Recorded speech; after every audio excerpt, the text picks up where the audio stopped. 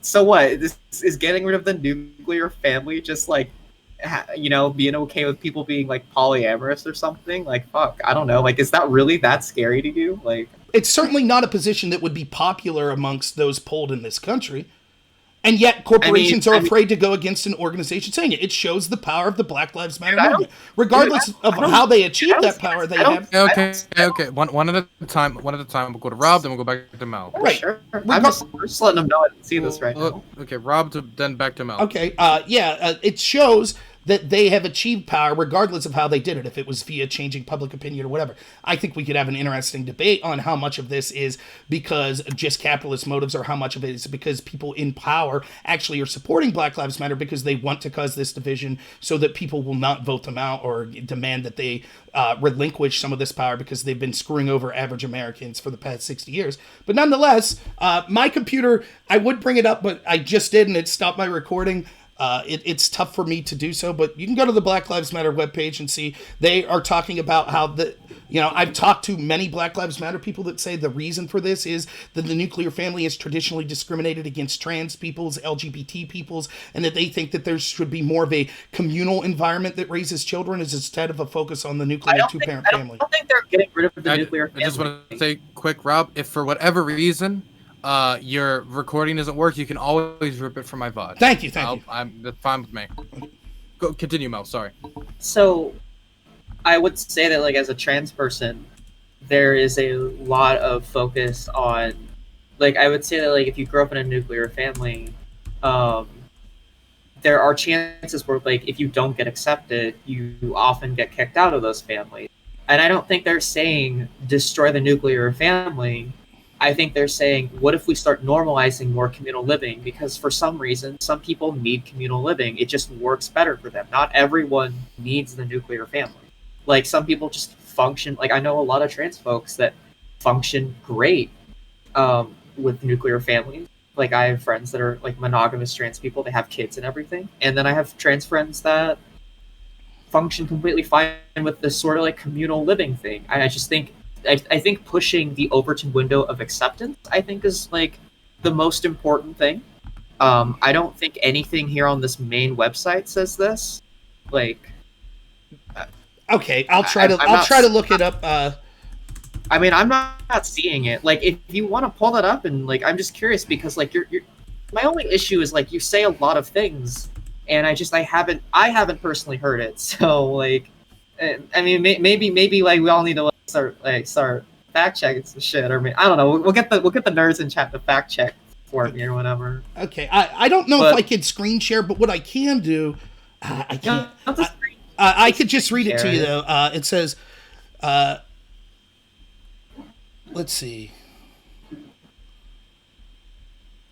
We are unapologetically black in our position in affirming that Black Lives Matter. We need not qualify our position to love and desire freedom and justice ourselves as a prerequisite for wanting the same for others. We see ourselves as part of the global black family. We are aware of the different ways we are impacted or privileged as black people who exist in different parts of the world.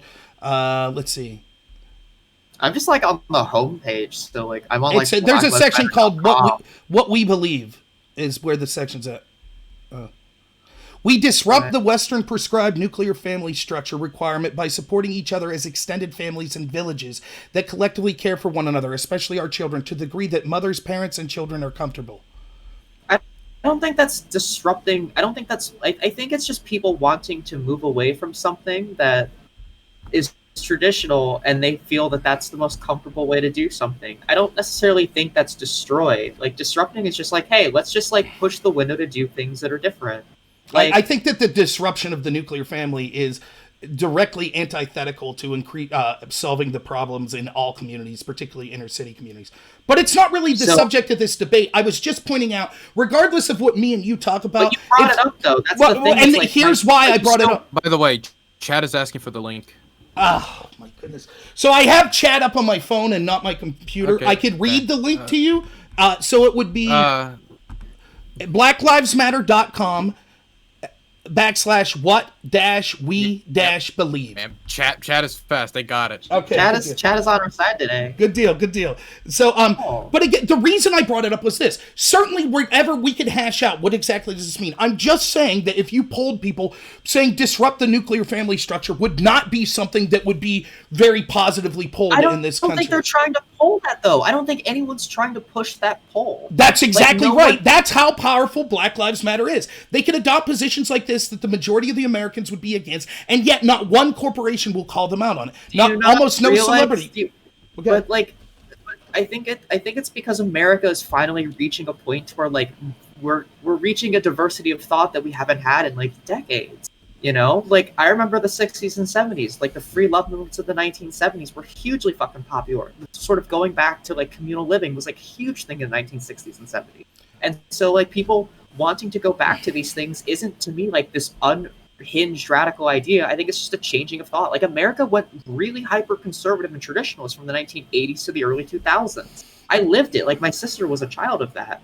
So I think it's just a cultural Overton window just being shifted slightly. I don't necessarily think it's destroying the nuclear family. I think that's really hyperbolic of you to say. I'm just reading what they said and what others have said in explaining that. And look, again, it's not really the context of this debate. Are you not realizing that some people are just hyperbolic in their speech and that you need to like not like the point again, if you want to change the debate to the importance of the nuclear family and what Black Lives Matter means, I'm more than happy. The only reason I brought it up was you said that Black Lives.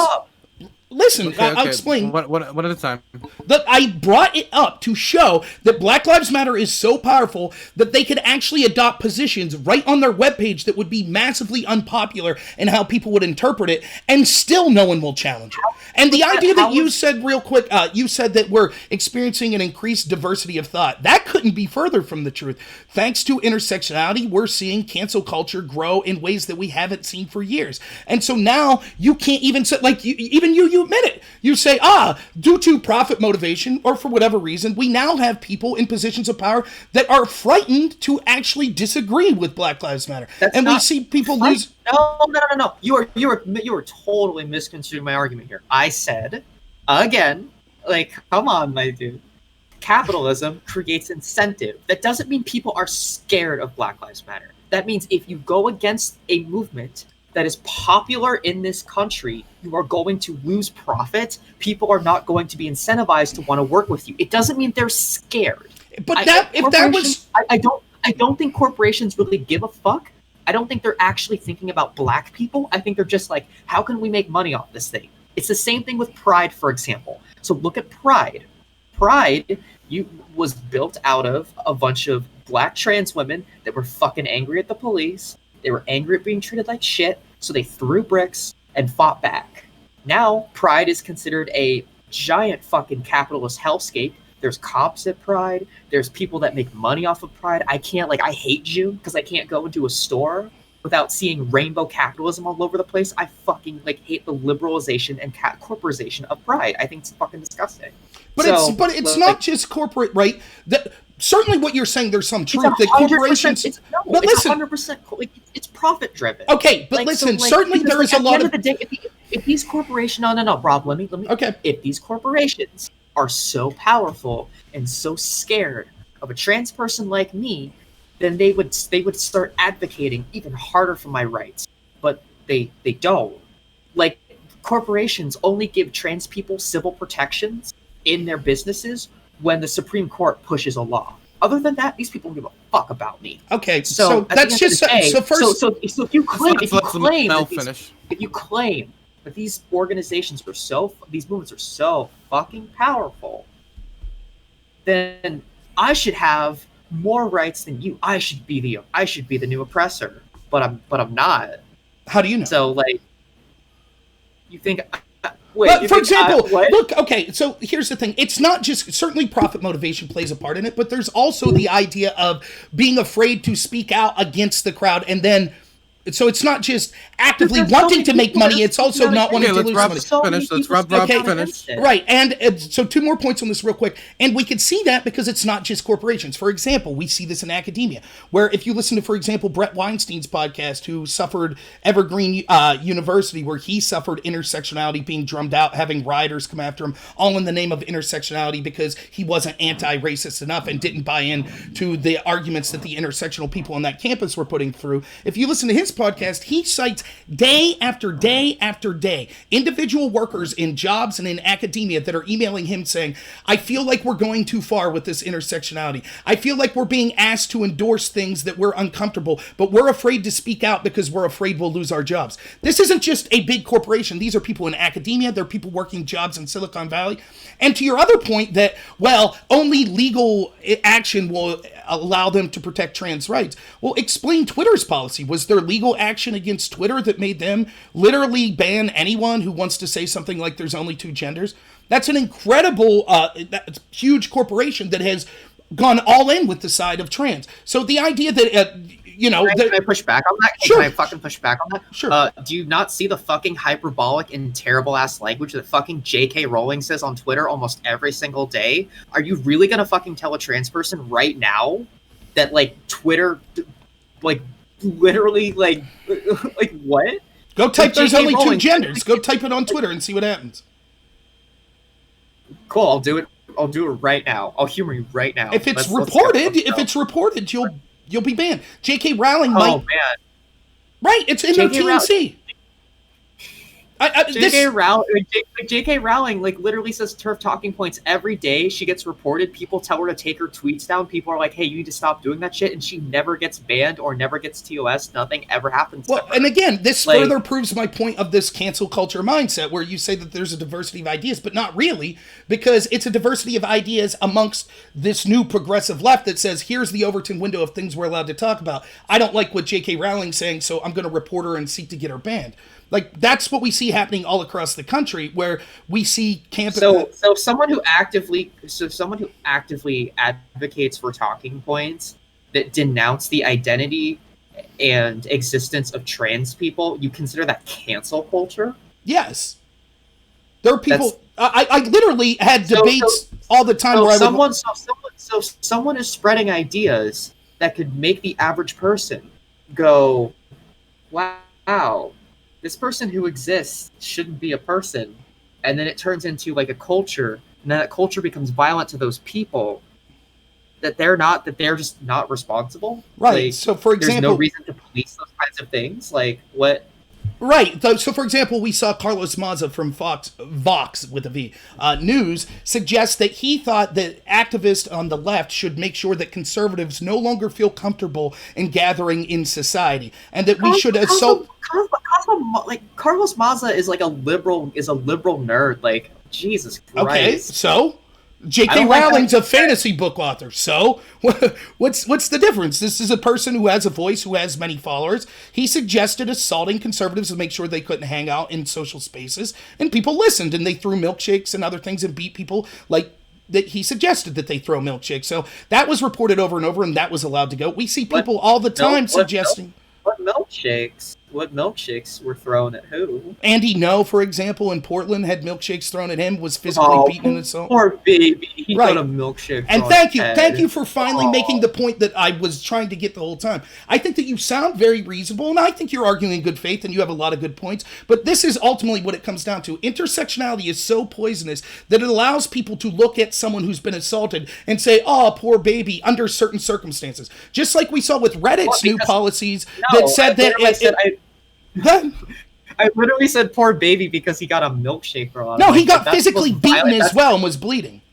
That was fake. You know that was fake. No, right? it wasn't. No, it wasn't. That entire interaction was faked. No, he, it wasn't. Even had a picture of him at the hospital. Do you want me to find that Sure. source? Sure.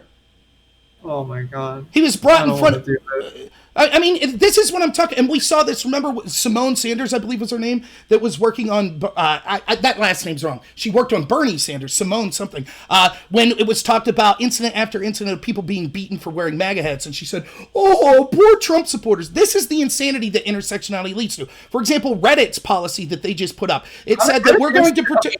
this is One at a time. Just let me finish. Let Rob finish and we'll go back to Mel. Right. Intersectionality led to Reddit's new policy, which said that we're going to protect community. You can't attack people based on their community, such as, race, gender, etc. All that's good. Great. Reddit absolutely should say that. But then they made it a point to say, oh, by the way, this doesn't apply to people in the majority groups. So you can go after white people, you can go after men. That's all cool. Now, how hard is it to just say bigotry is not allowed? But we see, thanks to intersectionality and the way it's practiced in the real world, that what ends up happening is people say, well, it's okay to use bigotry, or it's okay to say certain people are born with more sin or more immorality based on their gender, based on their skin color. That's racism. That's bigotry. We should be against all of that. But intersectionality allows people to twist to the point where they could say, oh, poor baby, it doesn't matter if this person was attacked. And I think it's really heinous. I do. I never said I didn't feel bad this person was attacked. I was just like, someone just dumped a milkshake, and I just think the fact that it's a milkshake is a little silly. The only thing that I have to say, really, is like, you're like conflating just like actual racism and things that are bad with like runaway intersectionality, which is like so far away from like the very topic at hand. Like, that's exactly I stated I don't know how many countless times. Like, I don't think this is a result of intersectionality gone rampant. I think this is a result of culture and fucking racism and permissiveness of behavior that's causing things. I don't necessarily think I cannot talk anymore. I'm sorry, I need more water. I don't think it's necessarily intersectionality that's causing this. So where do you think Reddit got the idea for their policy that said that we are not going to allow bigotry based on gender, race, etc., except if it's the majority group? Where do you think they got the idea?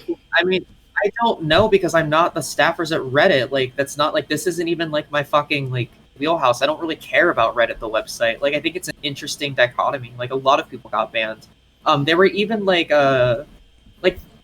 I don't know, like there were even actually like some like left-wing stuff that got banned as well. Like, I think it was like Chapo Trap House and like Come Town, I guess. Can I say that on stream? If that word isn't TOS, it's the name of the show, right? Yeah. Yeah, so they both got banned, and so like, I mean, I think they're just trying to ban things that are like completely shitty, I guess. I don't know, that are bad for everyone. I'm not sure, dude. There's no reason. We all know the reason. I don't know how intersectionality is the reason why Reddit changed policy. I think there's a shift in cultural behavior and attitude. I don't think intersectionality is the default reason why it's happened. And I think that the work being done by people like me and others who try and talk about it in a more nuanced way are definitely getting overshot by like people that just kind of yell it and don't know the connotations of why. But I think there are other actors at play. Like, I think liberals will do anything to secure the status quo. Can we agree at least that liberals are stupid and that they love the status quo and that they will do anything to keep things normal, as they always often do? And so if it serves their interest as if liberals want to serve like their specific interest, they're going to want to ban things like, they're going to want to ban hate speech on all sides. Okay. They're going to want to they're going to want to side with corporate profits to fit lines of progressive that they claim to support. Like, that's just what happens all the fucking time. But they would, if you were going to do that, if that was your goal, then you would have just put all bigotry will not be tolerated. That's what you would have put. You wouldn't have carved out a special section to say, oh, but this doesn't apply to certain groups. Maybe they were trying to talk about Nazis or something, and they didn't want to use the word Nazi. I don't know, dude. Why would they say majority? I don't know. But this is the point. We all know why they did that. We know why they did it. And it's because of this intersectional belief that there are oppressed groups, and they're saying, oh, we are noble, and we're standing up for the oppressed groups. For example, Merriam-Webster's... Let's all talk one at a time. Okay. Come on. For example, Merriam... Okay, let me be more clear on who was that first. Okay, let's go to Mel and go back to Rob. Do you want to like ask the person on Reddit, like, or read that person's sticky post on why they did it? Like, I don't know, that just feels like a fucking straw man to just be like, I know the reason, and it's this. Like, this sounds like a cherry pick.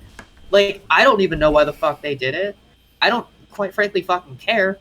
I don't think Reddit is, like, super fucking important. I don't really give a shit.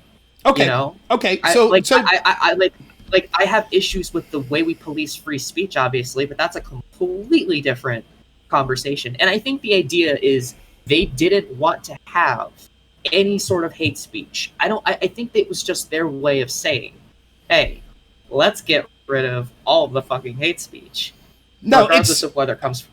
okay, and what it is them saying that they're okay. They didn't want people to get banned for talking about white fragility. They didn't want people to get banned for saying defund white people. That's what it was. That's why they said that we don't want to talk about the majority. This is intersectionality in practice, and we can also see it, for example, with Merriam-Webster, that is now, thanks to a person of color that was at law school, has apologized that their definition of racism didn't. It just said basically that if you have prejudiced beliefs on someone based on their race, that's racist. They said, we apologize for that. We're now going to change our definition to say that it also requires institutional power. Another thing that's been pushed by intersectional academics for years.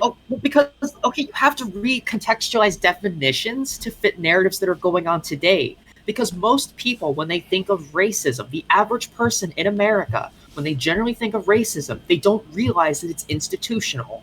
Most people just look at it from a very surface level perspective. Can you not disagree or agree with me on that? When most people hear racism, they're not thinking of the systemic and institutionalized racism. I think words change over time. I think definitions change. Like, do you think we need to write on the same definition of of racism forever? Well, no, but here's the thing. Like, I think that the reason... So why are you listen. I let you finish your point. Because racism, to claim that you can't be racist if you're of a certain color is asinine.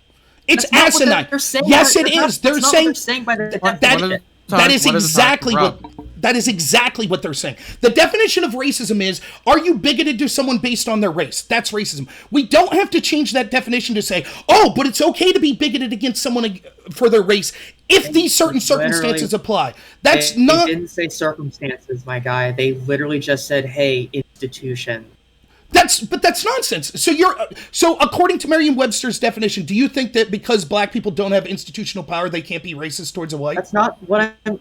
No, that's nothing to do with institutional power. That's just saying institutions and systemic oppressions exist, and we need to acknowledge them.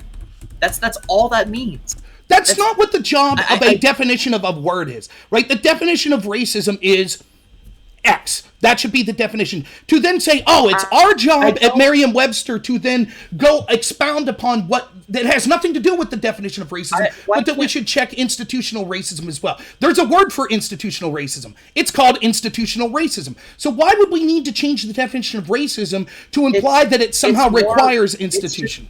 It's just an addition, because some people, when they look up the word racism, they're going to only adhere to that definition, and they might not even think about the powers that go.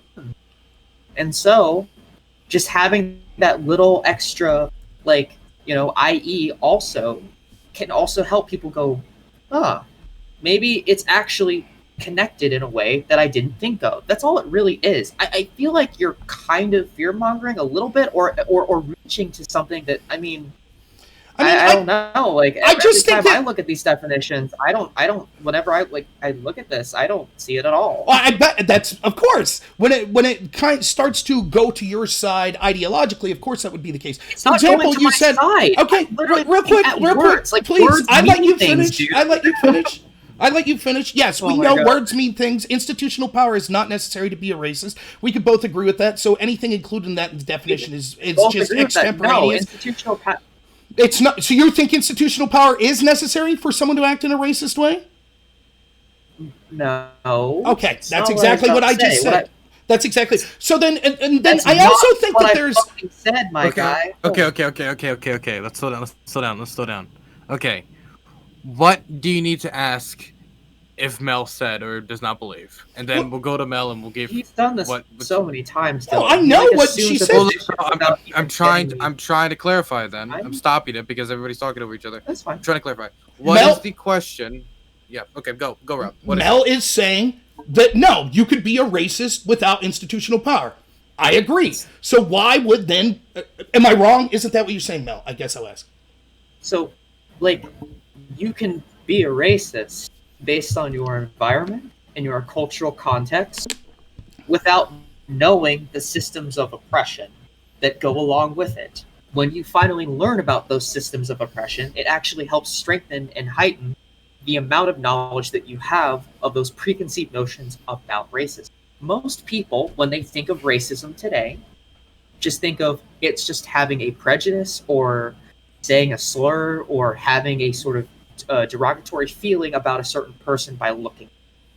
When you add the structure of institutional power, and it's also like stereotyping as well, like your basic discriminations, things like that.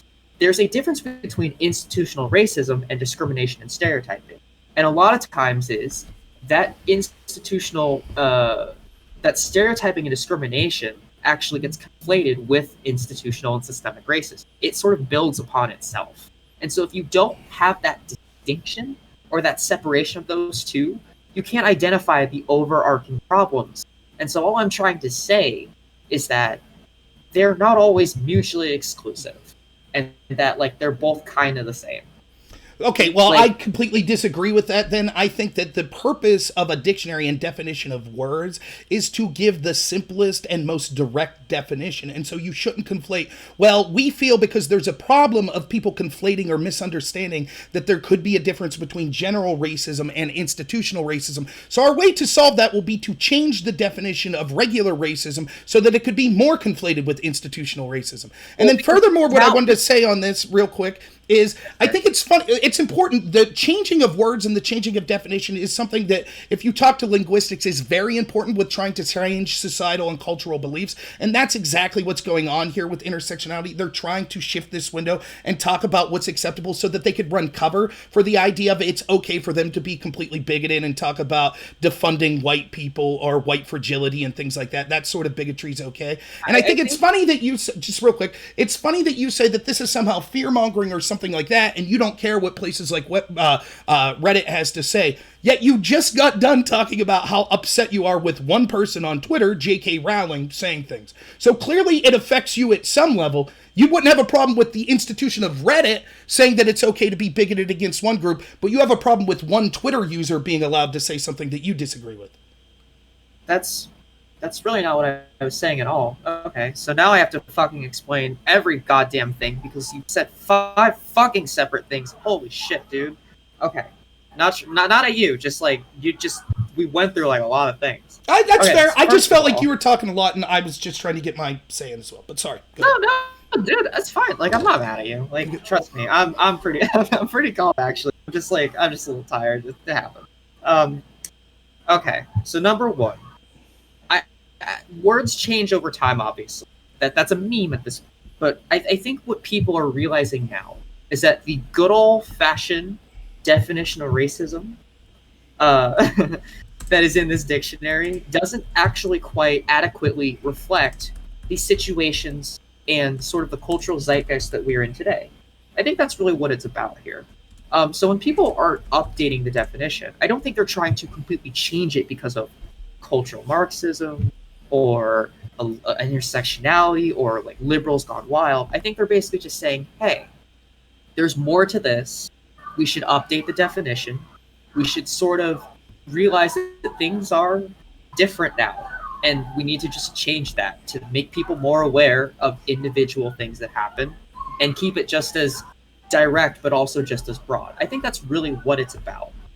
I don't think it's this intersectional reach, I guess. I don't know. It's weird. My second thing that I wanted to say is I don't. The reason why I said I don't care about Reddit is because Reddit is designed to be sort of a free speech haven. It had a lot of problematic boards. I'm not going to go into those details, but it was always kind of designed that way. And so the reason why this is a big deal because this is the first time that a user was like, "Hey, we should probably not say certain things anymore," because like I don't know, I don't know what spurred the creator's decision. I don't know. I don't know all the details behind it. But I think what they were tackling is they realized that we are in a time where hate speech is just bad, and I think a lot of people are sort of pivoting to that. I don't know if it's liberal politics that are pushing it. I don't know if it's conservative. I don't know if it's like fucking Marxist people like me. There's a lot of people that are just kind of like hate speech is bad. And so Reddit chose to take a stance, which culturally I find actually really interesting because Reddit for the longest time was basically just like you can do whatever as long as you're not you can get real close, but you can't like there's limits and rules and that. And so I'm not trying to say that like I'm okay with J.K. Rowling. Twitter is also kind of a different thing. I'm not going to compare how Twitter and Reddit work because they're two completely different animals here. I think there's more money involved in Twitter through the ad revenue, through how the posting works, how the algorithm works. I think platforming of certain people being deplatformed and platformed on Twitter is kind of different. Um, and so this is another thing that I wanted to say, like along with capitalism as well, is that if there's a profit motive to incentivize people to want to change their behavior, they're probably going to change it to align themselves with a profit motive, even though they might still actually hold a lot of those reactionary or reactionary could be any political spectrum. So, like, if they happen to hold a reactionary viewpoint, it doesn't necessarily matter because they're still retaining capital and they're still retaining power and so on. So, I try to be a little bit permissible with saying that, like, I'm not against. I'm not trying to say that like J.K. Rowling should be deplatformed. What I'm saying is the way that they are treating her on Twitter is completely different than how they would treat her on Reddit. That is all I'm talking about. Like in terms of TOS, in terms of profit motive, in terms of how the website functions. So it's frustrating to see as a trans person, transphobia routinely being smashed down on Reddit, but on other sites and other places, it's sort of more permissible. That's all. I'm just merely pointing out that like there's different dichotomies at play here, and that we should look at them and go, okay, what is actually the problem? And that's what I was saying. I don't, and Okay. I just felt like when I originally made those statements, you were sort of like conflating two ideas that were similar, but they were not exactly the same. So Okay, fair enough. Let me ask you I this just bluntly. Do you think J.K. hope Rowling that should clears be it up. Yeah, fair enough. Do you think J.K. Rowling should be removed from Twitter? I don't necessarily think she should be removed from Twitter. Like she has a right to use that platform as anyone that has a right to, I gotta pause it for a use to. second. Lumiru, thank you so much for following. I really love your content. Okay, you guys can keep going. Sorry. Can I just tell Lumi that I love them a lot and they're one of my favorite people in the whole world. That's Totally all that allowed. matters.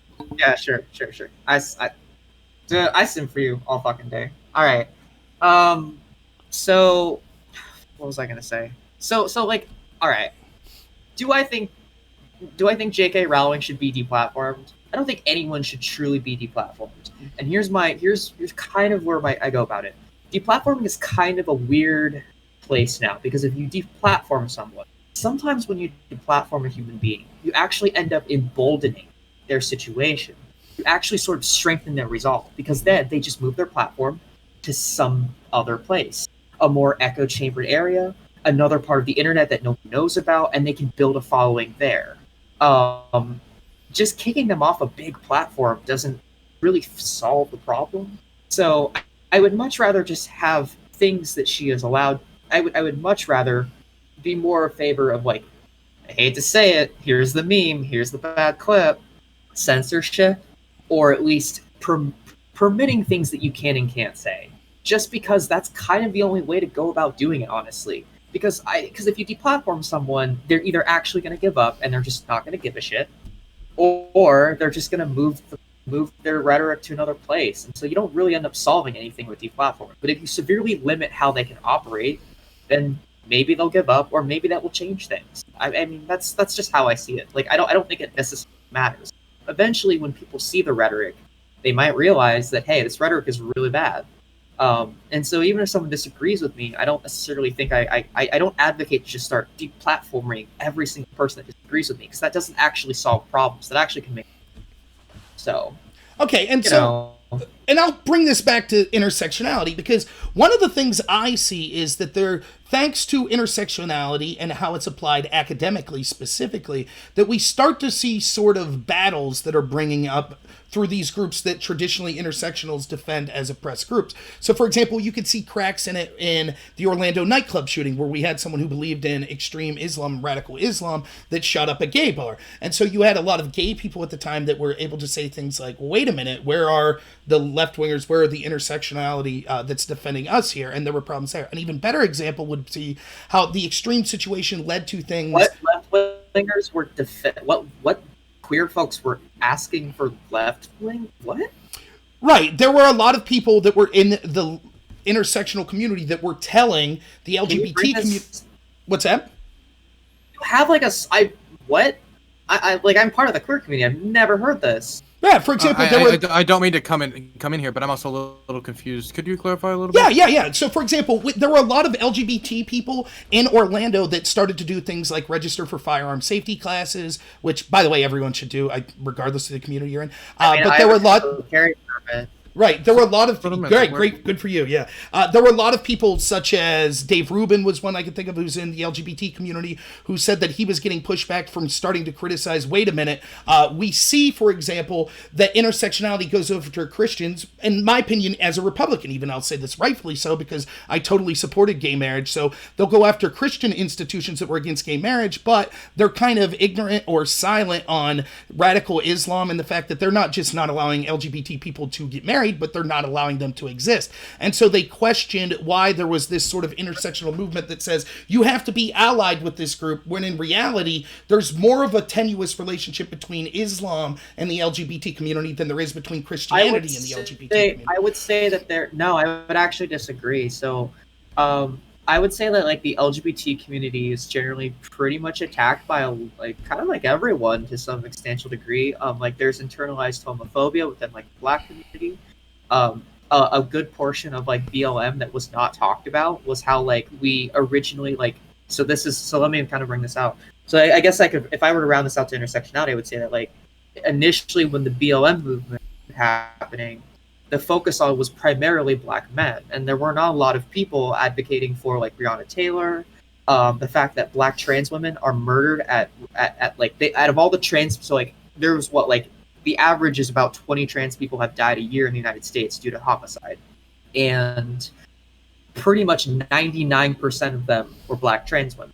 And whenever Black trans women get murdered in this country, there's not the amount of outcry or the amount of sort of uh, advocacy for those people, because there is a lot of internalized homophobia that is in people in brown and Black communities. A lot of that has to deal with colonization, has to deal with racism from the southern South. There's a lot of layers of that. So that's the reason why there isn't a lot of that. So I would argue that like you need intersectionality to sort of understand that like there are even marginalized people within your own community as well. And so there's also sort of this push to have more inclusive ideas. And so when I think of like radical Islam, I think of like people outside of the United States. Like I actually have a lot of friends that are queer Muslims, and they don't have the same pushback in the States that they would have back in other countries. I think a lot of it is just like there are different cultural dichotomies that exist in other countries that don't exist here. So when you bring up a really, when you bring up a point saying like all of this is happening, but there's like, what is your foundation for the point that you're trying to bring up? Like, my foundation is that the focus on sort of the oppression of particular groups is what leads to the exclusion of focusing on other groups, right? And it leads to these tenuous relationships in the intersectional but I don't community where think there people are focusing. Intersectionality isn't about focus. It's always been about broad determination of thought. So like when I look at something from an intersectional lens, I go, okay, I am a very marginalized person, but I can see that like if I were to walk in a gas station, for example, next to a Black man in just like an average part of town, and the cashier and the staff is majority white, they are going to not really fear me as a human being, but they're probably going to eye the Black person if he's like walking in with a hoodie with his hood up, or with a backpack. They're gonna look at him and they might go, that guy's a little sketchy. They might see me and go, she's fine, and that might be it. Nothing bad might happen, Or the Black guy could be coming in his suit. He looks good. He looks like a fine member of like American traditional society. And then I come in and then I talk, and the cashier's like, "What the fuck? This ain't a fucking girl." And then I have a really uncomfortable interaction, but the Black person doesn't have that uncomfortable interaction. So what I mean by this is different people with different crossovers can have different interactions with different situations. And like you have to broadly use all these experiences to go, okay, so what is the racist angle here? What is the transphobic angle here? And how can we fix it? Like, what is the problem? I don't think anyone is hyper fixating on something so hard that we're just forgetting about everything else. I don't think that's what people are approaching here. Okay. I think If I think I when I think social movements happen, and this is probably the fault of the liberal social movement. I don't even want to say that this applies to just I, I, like when I look at liberalized social movements, like the way we view pride now. I think there's a tendency among liberal social movements to sort of fixate on a thing really hard until we fix it, and then once that's kind of done and fixed, we sort of kind of forget everything else. That happened with the civil rights movement. That happened with gay marriage. I think we so very much want something really badly, and we get that equality, but then we kind of just ignore everything. I don't think that's the fault of intersectionality. I think that's the fault of liberals and liberal identity politics. Okay. Like, like gay marriage, for example. Like, I gay marriage to a lot of queer people. Like, I've talked to people within the queer community, like other trans folks. I would rather have equitable medical care and access to housing and jobs, than to be married to a girl. I give a fuck less about marriage. Like, marriage to me is like the last thing on my to-do list. But they gave us marriage first and pretended that everything was going to be better. But things for queer folks and LGBTQA people is still not any better than it was in the 70s, because we still have unequal access to housing and employment and resources. And so just because we've passed an equitable law doesn't mean everything is better for everyone. And that's something that I specifically see on the side of the Democrats, not people in my worldview. People in my worldview go, this is not enough. This is not enough. And it also affects other people. It also affects white folks. Like, imagine if you're a white person and you're queer, and you can get married to your partner, but if you still are experiencing housing discrimination because you're queer, that doesn't actually help you. And so when you look at an intersection, you realize that like this law that is supposed to be equitable for everyone and sort of bring cultural movements to a fervor is actually detrimental to everyone around us. And that's how I view it. Okay. So there's a lot to unpack there. So let me go off on a little. Sure. But yeah, good points. But here's the problem. I don't understand why intersectionality is necessary to solve any of that. I think that the more classic liberalism that just says we want healthcare for everyone, we want rights for everyone, would be better able to solve that. Because in practice, what happens is when we hyper focus on specific groups and say, well, let's look at the intersectional ways that this specific person was oppressed, and therefore we have to say we want to solve Medicare for black trans people, and we want to solve Medicare for poor white people. All of that just obfuscates the conversation that we want healthcare for everyone. Now, we might disagree on what that looks like, but that's sort of the idea. And in practice, we could see how the toxicity that focusing on specific groups leads to. So, for example, there were reports that came out of New Year's Eve in Germany 5-6 years ago that there were hundreds of sexual assaults that occurred primarily from immigrant communities that were occurring against women. There are reports of women saying that they were ashamed to report it because as feminist and intersectional allies of the immigrants, they didn't want to report that they were sexually assaulted because they thought that those people were less privileged than them, and so therefore they should get away with this sexual assault. We see an even more egregious case in the UK where we have grooming gangs, and we were told that politicians and police understood for over 30 years that girls as young as 10 years old were being repeatedly gang raped by the thousands in individual cities all through the UK, and one of the reasons that it was allowed to continue was people were afraid they would be called racist because these were people of underprivileged groups, and so to go after them and enforce the laws would have been bad. So we could see how the intersectional mindset of saying, well, this group is historically underprivileged, it leads to real world practices. It says, oh, well, then that means that we can't enforce certain laws or certain policies or certain ideologies that we would enforce and want for everyone else on these groups. And I think that this leads to kind of a sort of bigotry of low expectations, which ends up having the inverse effect of what we would really want. And so you hear people say these things all the time, such as, there was the clip, it was infamous here recently, where a black gentleman is beating up a white Macy's employee. And there was a huge discussion of, well, did the Macy's employee say the N-word? Who cares? That level of violence and assault is unacceptable, period. And so the idea that we somehow have it set up thanks to this idea of saying, well, historically, blacks are more oppressed than whites, so therefore there could hypothetically be a situation where this physical beating was somehow less egregious than otherwise would be. That's asinine. And it actually harms minority communities, because what ends up happening is we have liberals, and I'm not saying you're doing this, but this is how it occurs in practice. You have liberals that end up treating certain populations that they think are oppressed as children, and they say, well, they don't have agency. It's not their fault that homicides are occurring. It's not their fault that such and such is occurring. It's because of all of this oppression. A man by the name of Zizek, who's a postmodernist, I believe in communism, I actually really like Zizek, even though I disagree with a lot of his ideas. He sums this up in this way. He says he has a bunch of friends that are in the Native American community. He calls them Indians because he believes that the Indians find the term Native American offensive, which I agree, so I'll call them Indians. But he says he has a bunch of friends that are Indians. And one of the things that they are offended by the most is when someone who means well, that's a white liberal who's trying to practice intersectionality, will come up to him and say, your life, I might have wealth, but the way you're living, that is the true way to live. That's how, the noble way, your life is better than mine. And the Indian says to Zizek, great, then give me your house. You take my noble life, I'll take your life. And that's exactly what we see. Intersectionality and saying, oh, this group's so oppressed. Look how noble they are living off the land. Oh, that's such a great thing. When in reality, when you talk to those groups, they say, no, we just want the same opportunities as you and to be treated like you.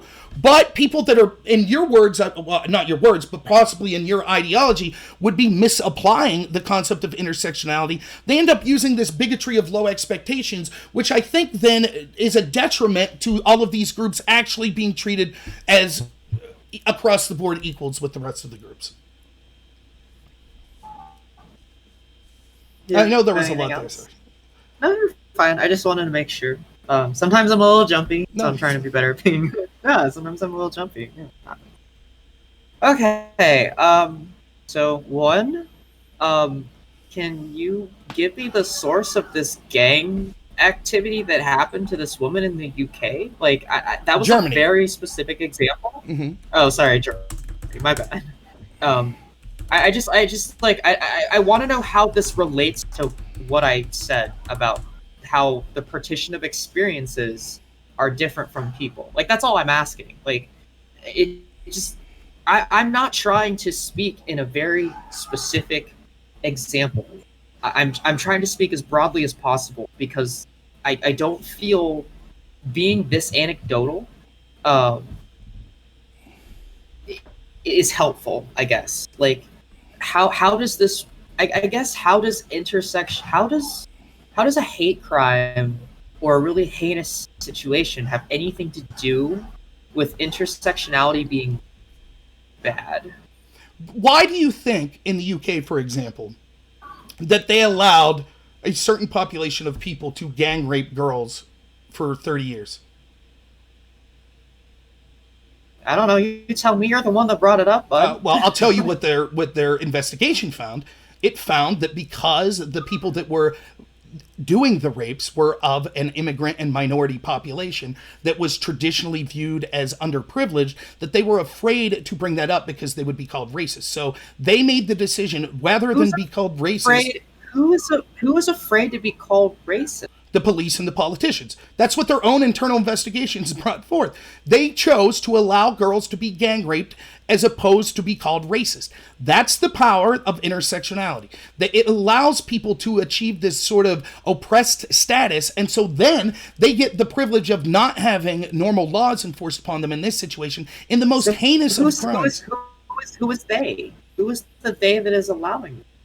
The they that allowed it was the police and the politicians in the UK and places like politician. Can you name a politician? Can you name a neighborhood place?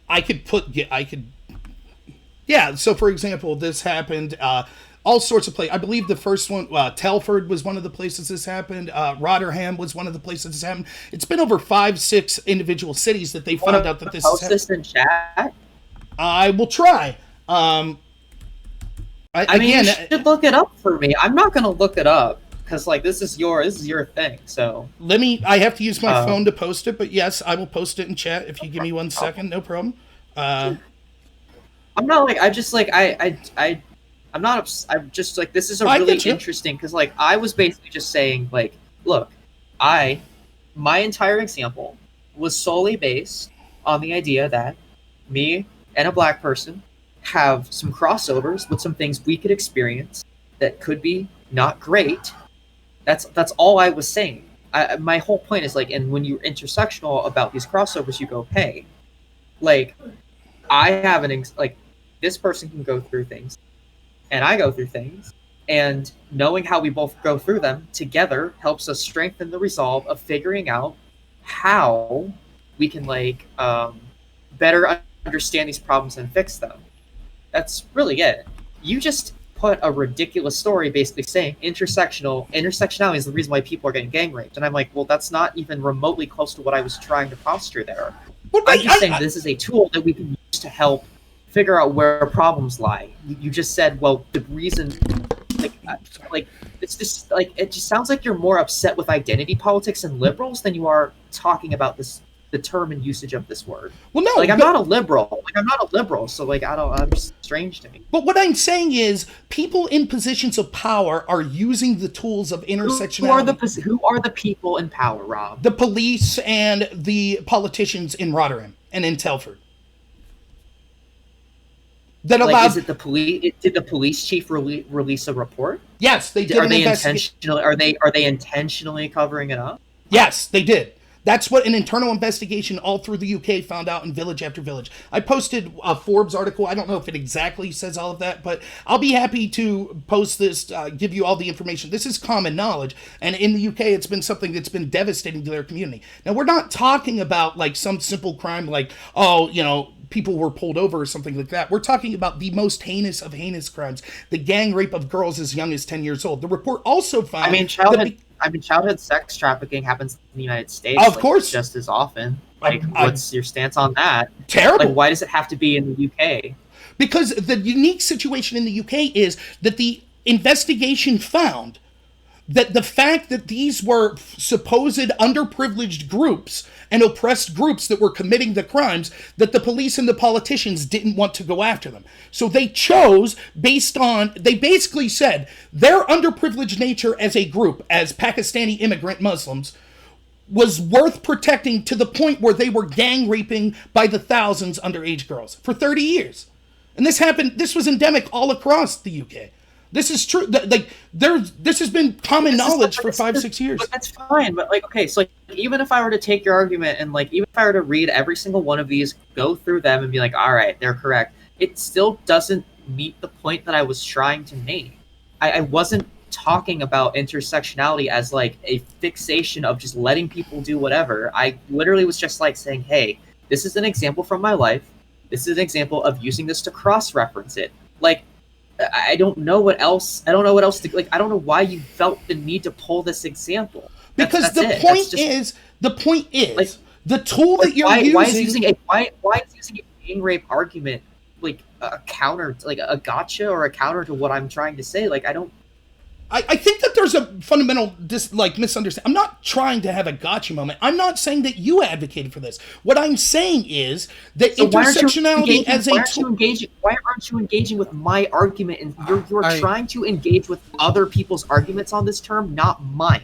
I do want to clarify for the chat, because everybody's very confused about the specifics of the case. I remember the case when it first occurred. I do have some memory. Well, it was 2012, so I remember people covering it afterwards as an example. I do want to clarify, because Rob is in a advantage point since he knows the case, so I just want to clarify that was one of the reasons given, but there's still an open debate on whether that was the reason why it wasn't investigated. There is still an open debate about that. I do want to put that out there. Okay, maybe that's true, but I do know that was one of the reasons it's given, and I know that it wasn't just Rotterdam. It's gone to at least Leeds, I think, had an investigation, Telford. But the thing is like, even Dylan is saying that this point ultimately does not matter, because like you are trying to. I did not say that. I did not say. I wanted to clarify the specific case.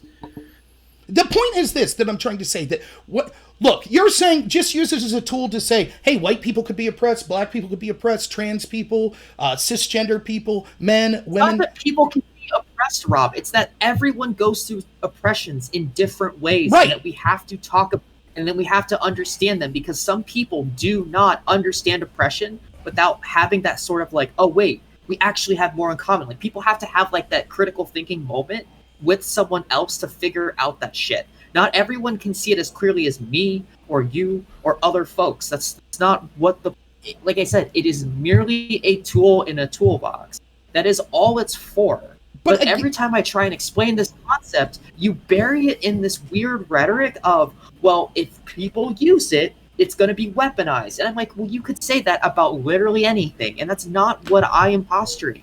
And you're always using liberals or liberal arguments. And I'm not a liberal. I'm not approaching liberal optics. it's not You just have, you have, I've posted you, the Wikipedia article to the case in the chat for chatters. you have not engaged with anything like any of my positions. You just bring up a liberal talking point, and then I have to be like, well, I guess I agree with you because I don't like these because I don't agree with liberals, and it makes this argument really silly because it's like, fuck, I'm not a liberal. But again, it's not just like it would be the equivalent.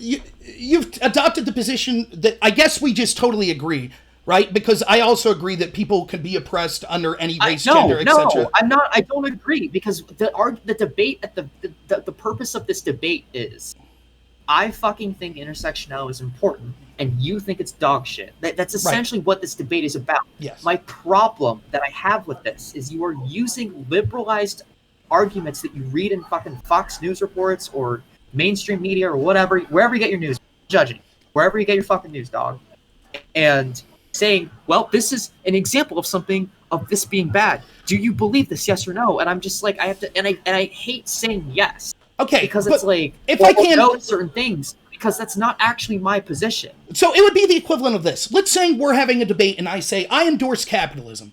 And you say, okay, I'm against capitalism. And you say, one of the things I hate about capitalism is the exploitation of natural resources. And I say, oh, that's not how I interpret capitalism. And you're like, well, another problem I have with capitalism is the economic disparity between the rich and poor. And I say, oh, no, that's not how I view capitalism.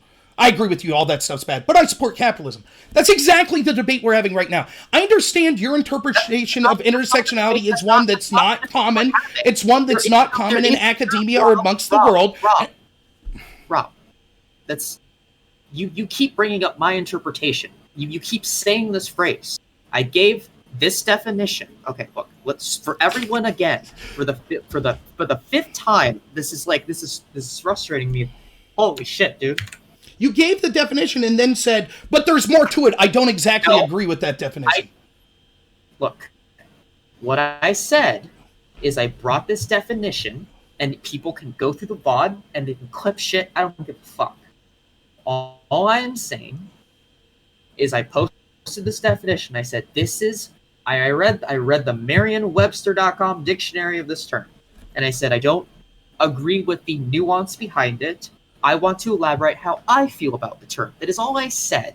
That doesn't mean I am just like, this is what I believe in 120%, because obviously there's nuance to conversation, and just reading a dictionary definition term doesn't always it isn't the end all be all. And every time I would bring up this term, you would say, well, this is what you believe in. And I'm just like, no, I wanted to have people. I wanted to have people read a dictionary definition, so they had the actual definition that anyone can access on the fucking internet. And then I wanted to talk about how I feel about this term and how I think it's that. Those are the two opening statements that I wanted to parse to everyone in chat and everyone in the discussion. That is it. I don't know how to make my stance any clearer. Well, great. And then over the course of this conversation, every single time you would sort of shift the definition of what I said in a little bit of a different way, and then I would push back a little bit. Not trying to say that you were mischaracterizing me or saying that I was wrong, because I'm doing that. I'm just saying you would just kind of move it into another place, and I'm like, but that's not quite what I said, and that's all, and that's why I pushed back on that, because I wasn't trying to say that you're wrong or that you did anything correct, and it's but that's not my point. So there are a couple of times in this conversation where we were talking past each other, maybe, and I just want to make sure that we have all the clarity so you understand. And I feel like as we've talked, you've brought up lots of anecdotes, which I don't disagree with talking about anecdotes. I don't think anecdotes are dismissive in debate by any means. I would say that they are the weakest body of evidence. We can all know that you were a professional debater. You should know that anecdote andes are the weakest form. And so I get that, but like if you're going to post a really strong anecdote, like a gang rape, that is somehow a permissible rebuttal to be talking about just a generalized experience that can be solved with intersectionality, and your rebuttal is, well, this is what happens when we use it, and it's this very hyper fixated example. Isn't that sort of falling into that same sort of liberalized talking point that you so hate? Like, you hate this atomization, but you're sort of falling into that hole, right? Like, you say that like this is what it all turns into, but it ended up being there anyway. Mel, yeah, you've gone for a good amount of time. Sorry, I just wanted to make sure everyone understood. Yeah, like, right. Okay. Okay, I get you, but here's the problem. Like, we start off and you say, well, here's my definition of intersectionality, but it's more nuanced than this, so I don't directly agree with everything it's saying. And then one of my claims that I'm making, it's hard to have a debate then about a term that you identify or you interpret in such a way that you can't even find a mainstream definition that agrees with you. Again, it would be like if I said capitalism, but I kept saying, no, I don't mean the definition of capitalism. I don't mean it in the way that you're talking about. That's not what I said at all. That's a complete no, just wait. I just gave you I said. No, that's a complete fucking utter mischaracterization of what if you I could go fucking quick, said, dude. please explain. Well, if you could do it quick, please explain. Well, I've explained this like 5 fucking times, my guy. You literally keep thinking I'm like, you're just making shit up all the time. What the fuck? I mean, I guess that people could go back. You literally just said at the beginning of your last speech, I was just saying I don't agree with the nuance of this definition, but I wanted the definition out there so people would be, okay, that's what I'm saying. So you're saying that this definition isn't your full belief on what the term means. So one of the things we're doing in this debate is I don't understand the utility of just saying, well, this is particularly what this term means to me, so much so that I don't have an external person that agrees that this is what the definition of the term is, but it's unfair for you to talk about how intersectionality is applied in academia and in our politics and in our cultural zeitgeist right now. And I think that that's a mistake because this seems to happen a lot. It would be the equivalent of, if I say, well, I'm not even going to give that example, but it oftentimes I feel that this then switches the debate from the actual negatives that we could see into just kind of it's kind of this position that everyone could agree. Like everyone could agree, hey, if someone's oppressed, we should look at the individual reasons they're oppressed. Of course, intersectionality is not necessary for that. And when the intersectionality is used in practice for all of this other baggage, such as lumping people together just as a particular social group, and then it allows people that don't identify as that group, like, for example, black conservatives, to be called Uncle Toms, to be called coons by people in positions of power, etc. What does that have to do with anything that I said, though? Like, I don't understand, let Rob finish. I'll finish real quick. That's exactly what I'm saying. I'm not saying you're saying that, right? But I'm saying that what was the debate going to be? You're just like, yeah, I think that we should look at individual reasons people are oppressed. Yep, I agree. Well, that's not how intersectionality is used by the people that use it in academia and politics. Well, I don't care. That's not how I use it. Like, again, I could say the same thing. And this is something that I've seen occur in debates throughout my lifetime where people will just say, well, I'm endorsing this position, this term, intersectionality, or capitalism, or communism, or socialism. And then every time you say, but this leads to, I'm almost done. And then every time I say, well, here's a negative thing that position entails, they say, oh, no, I don't mean that. I'm just talking about all the positives. And it kind of leads to a no true Scotsman's fallacy where it says, I'm just going to get out of the negative connotations of what this term means because I'll say I disagree with the definition of that's used traditionally for what that term means. Done. I'll back to you. That's like, oh my god, dude. Like, the reason why I posted the definition was because, like, it's not that I disagree with it and say that it's wrong. It's that when most people read this, they might not understand how this term is applied. That's all I'm saying. Because most people, when they hear the word intersectionality, they're like, well, how is this applied? I would admit the reason why some words are hard to define is because their usage doesn't really exist. Their usage only exists in certain planes. Like, you can only really truly apply intersectionality to an X amount of things as you can apply the definition of like water or I don't know. Fuck, you know what I mean? Like, you can apply other words to multiple different things, but intersectionality is a very specific term to very specific things. And so when I said it requires nuance, it wasn't that I disagree with it. I said I disagree with how the definition is worded because it's very clunky. It's not, it's, if I were to read this at first glance and I had no idea what this meant, I'd be like, well, is it like idpol? Is it like racist? You know what I mean? Like, it's a little confusing to people. So that was the only reason why I said it the way it did, was because some people, if they look at this term, they might not understand what it's about. That's really what I was getting at. Do you know the woman that created the term, Crenshaw, correct? Yes. Okay, so here's an article. I'll try to get this posted in the chat. This is a valid observation. We interact with society on three main levels: as a member of the human race with common needs and drives, as a member of one of numerous categories including gender, race, nationality, culture, or religion, and as an individual with our own distinct interests and abilities. Universal liberalism focused on the first and the third. Universal human rights, which would then free individuals to follow their own paths. Intersectionality focuses almost entirely on the second, group identity. We see this most clearly when Crenshaw says, quote, "We all can recognize the distinction between the claims, quote, 'I am black,' and the claim, 'I am a person who happens to be black.' She advocates the former as a positive, powerful, and celebratory, and rejects the latter as striving for universality that is less likely to be productive.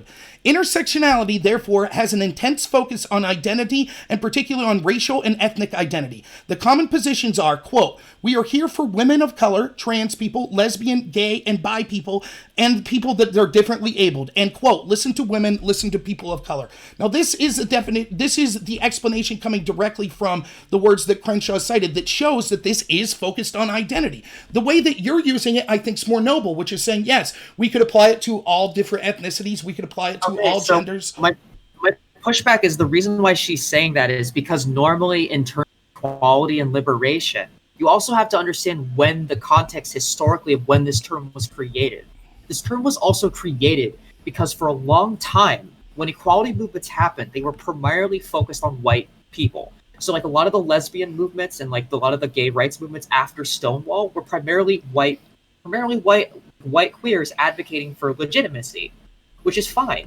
The problem is when that legitimacy was happening, people of color, especially queer people, were largely dismissed and not really thought of. Like, there's moments, especially in the underground queer culture of people of color that like were kept out of gay bars, for example. So like gay bars for the longest time in New York City in the 70s and 80s were almost exclusively white. If you were like a trans woman who was black and you tried to go into a white gay bar, they would kick you out and they would say like really mean words to you, obviously.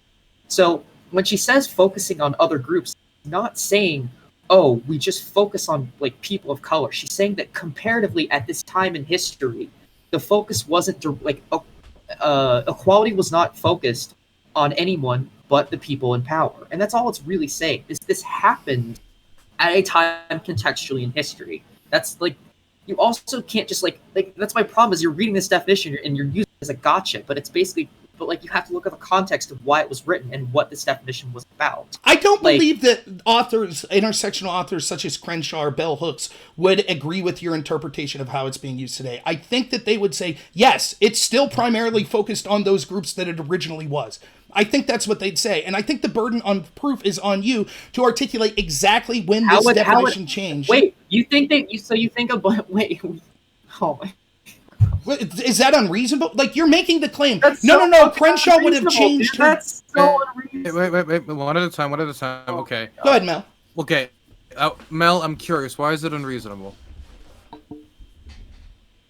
It's unreasonable because you're basically just saying that, like, oh well, it's like the weakest. It's just like the weakest thing. Like, they would just throw it all out the window. Like, you think a black queer woman would say that like my position as like a woman of color would just like would she completely disagree with that?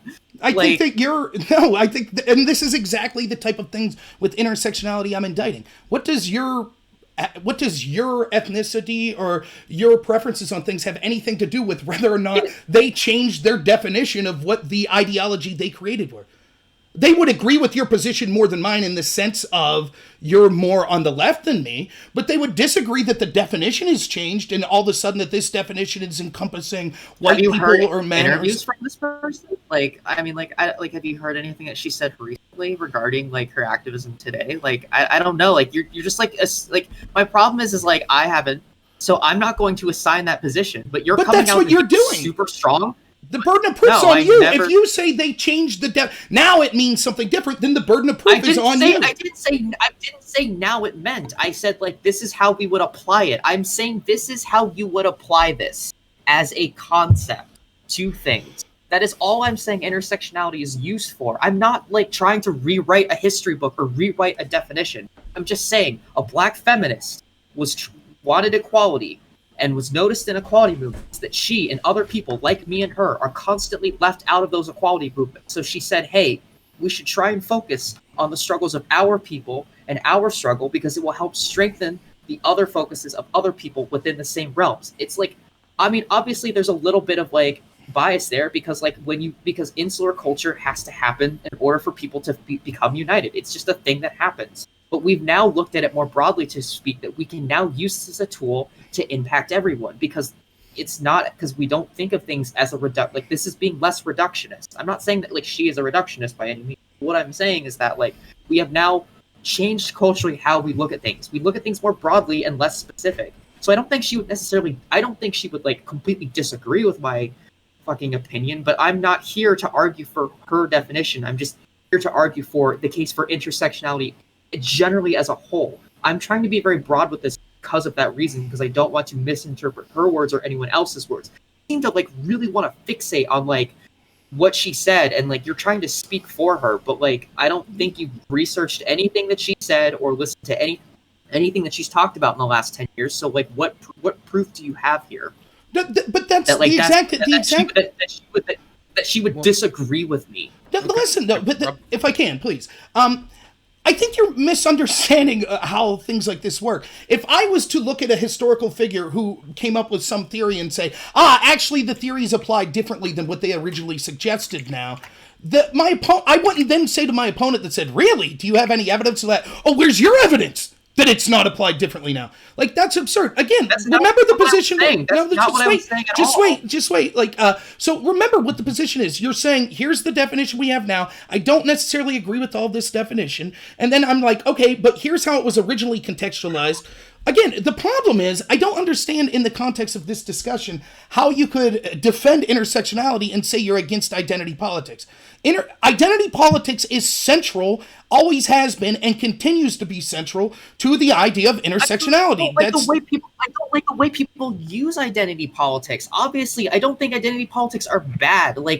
I'm not gonna walk around and like just go like, well, this is obviously bad. Like, obviously anyone can turn something with a lot of good prominence and do bad things with it or things that are unethical with it.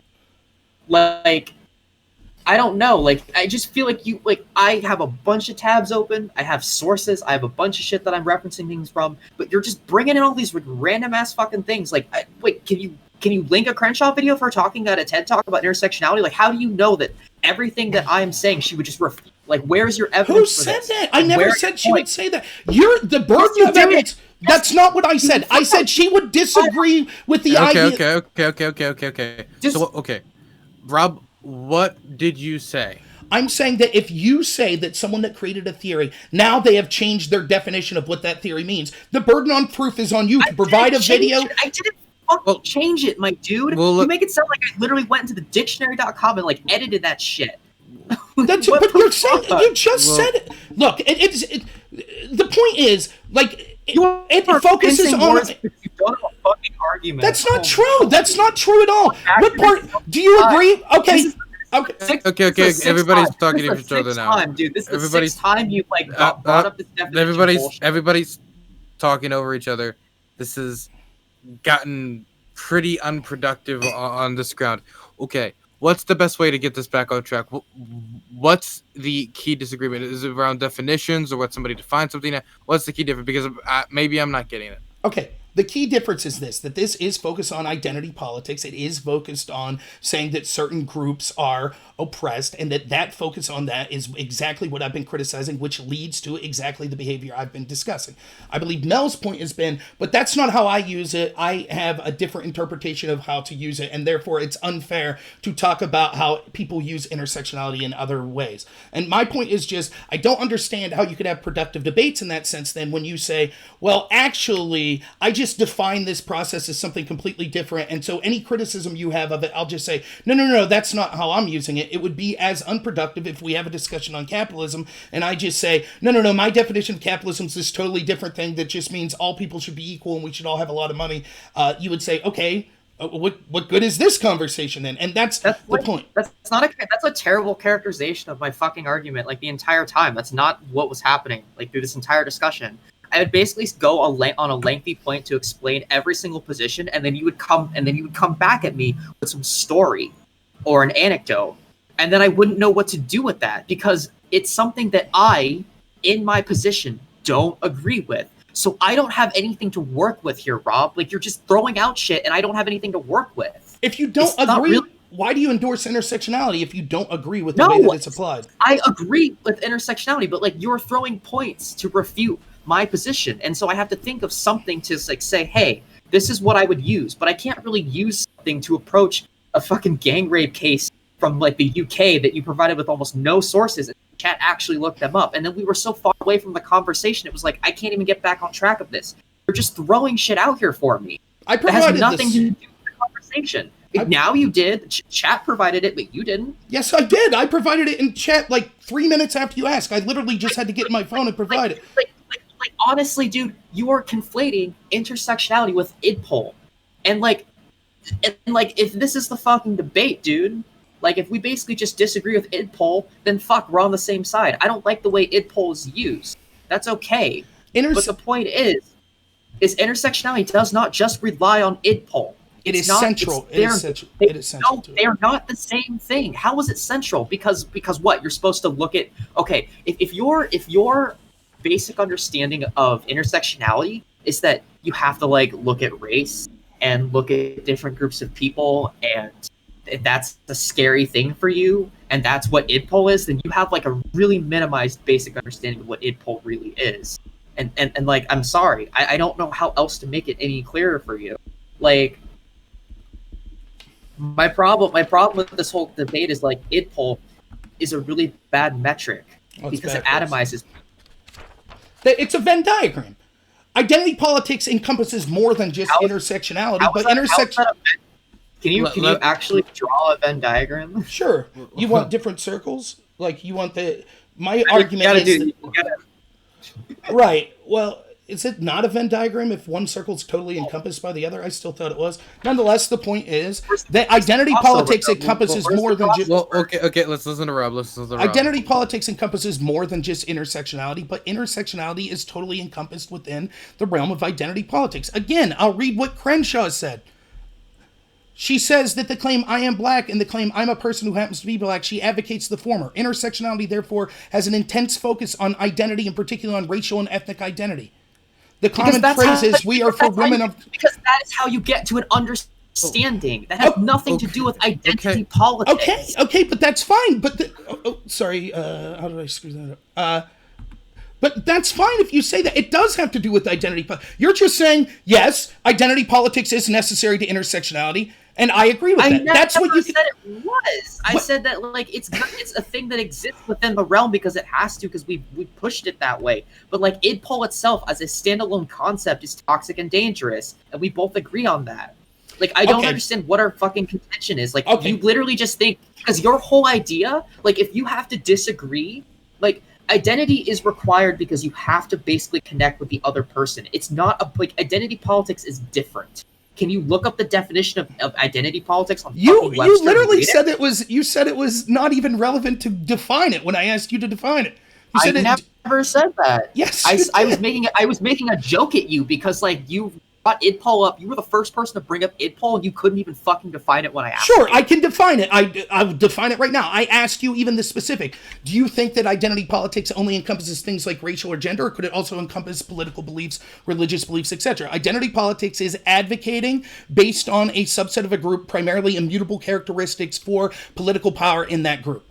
That's identity politics. That's exactly what intersectionality is doing, except it seeks to go further than that. And that's actually not what it's doing, because this is the fucking Marion one, where it basically just says you are promoting a politics in which a particular group of people can't fucking read. Politics in which groups of people having a particular racial, religious, or ethnic or social cultural identity tend to promote their own specific interests. Intersectionality doesn't promote their own special interests. It's promoting the interests of fucking everybody. So that's exactly what the identity politics people say. That's not what they say. Yes, it is. So let's listen to what Rob's case for it is then. Right, like Black Lives Matter, for example, is engaged in identity politics of the black community and how they're affected politically and by systemic and institutional racism. And the claim they make, just real quick, the claim they make is, as you made earlier in this debate, is, if we solve the problems in our identities community, in the black community, then it would solve problems across the board. That is exactly the claim identity politics makes. Intersectionality is supposed to identify things outside. I lost you. Using your own as oppression. Identity politics is just like is ignoring everything else. Intersectionality is doing the complete opposite. Maybe it's time to end the debate. I guess here's how you say they're the same. They're not the fucking same, dude. I mean, I've read literally the words from Crenshaw. Maybe it's time to end the debate. I think that it's quite obvious that I've outlined my position as to why I think intersectionality is bad. It's toxic. It's focused on specific races.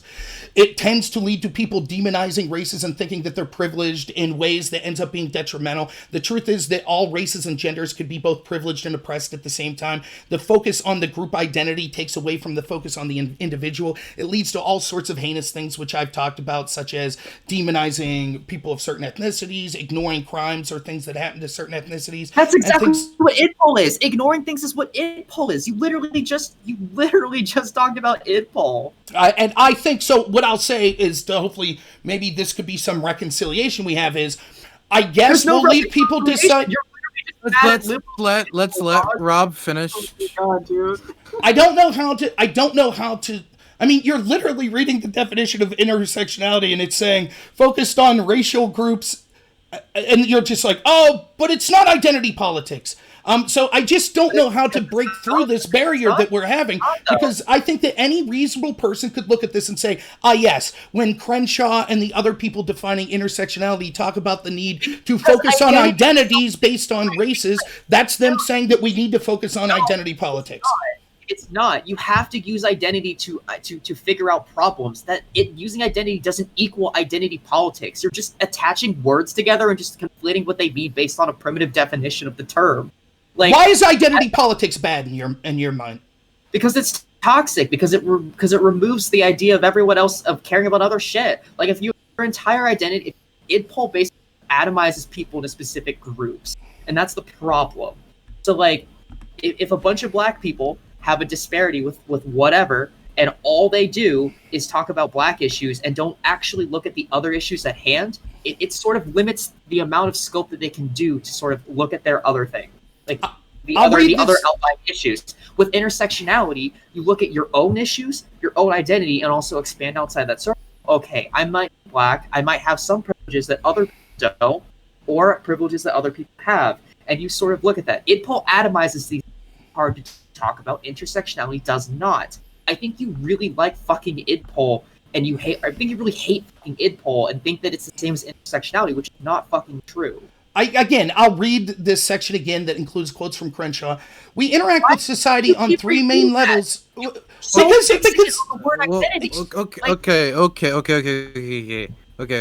Yelling isn't gonna get us anywhere. Right. Okay. This is a quote from Crenshaw. It's not for a while. For a while I thought it was Dan Crenshaw, and I was extremely fucking confused. And I was like, wow, that's a weird take from Crenshaw. But is there any other quotes that is from anyone else because this specific quote seems to be a lot of ruckus?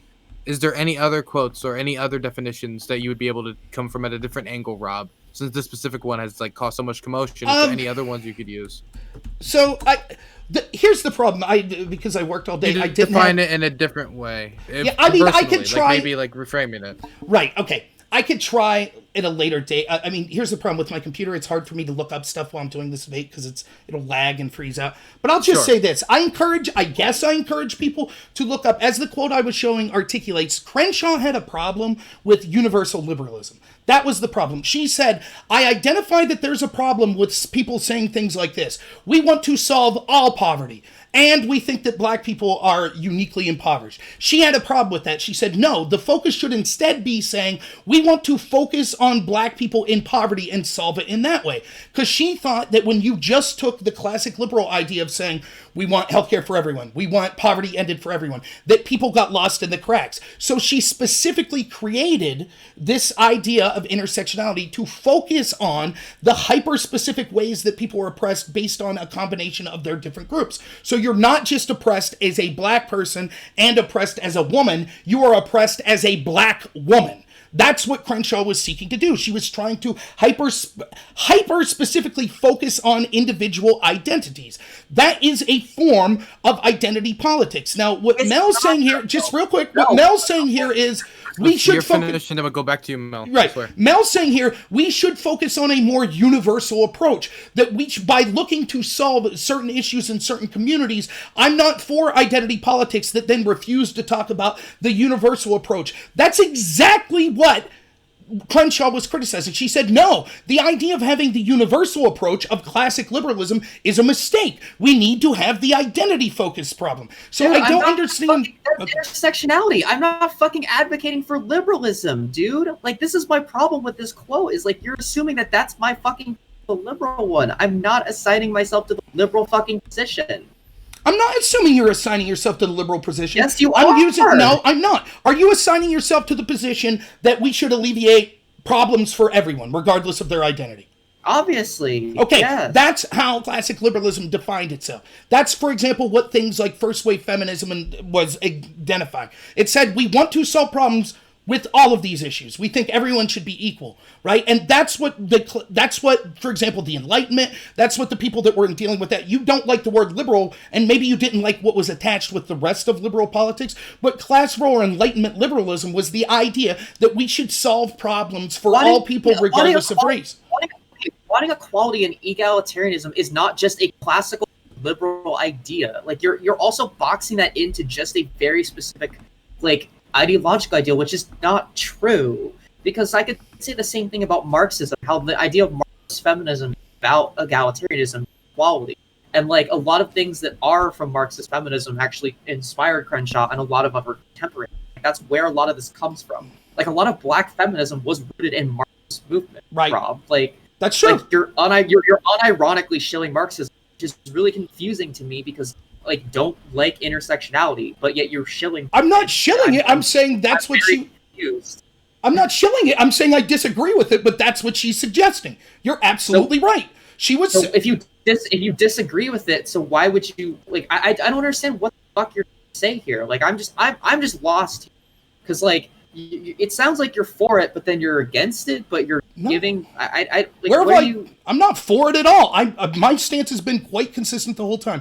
I'm against the hyper focus on group identity that comes forth through intersectionality. Yeah, so you're against fucking IDPOL. You're against IDPOL. You're not against intersectionality. You're just against IDPOL. That would be the equivalent of me saying I'm against Marxist focus of the bourgeoisie versus the proletariat, and you saying no. That's not what Marxism is about. That's just identity politics of the poor. That's not. It's central to intersectionality. This idea of focusing on racial and it's central to intersectionality. The focus on the hyper-specific group identities of people. I gave you context for it. The reason why is because feminism for most people of color did not exist until like the late 90s.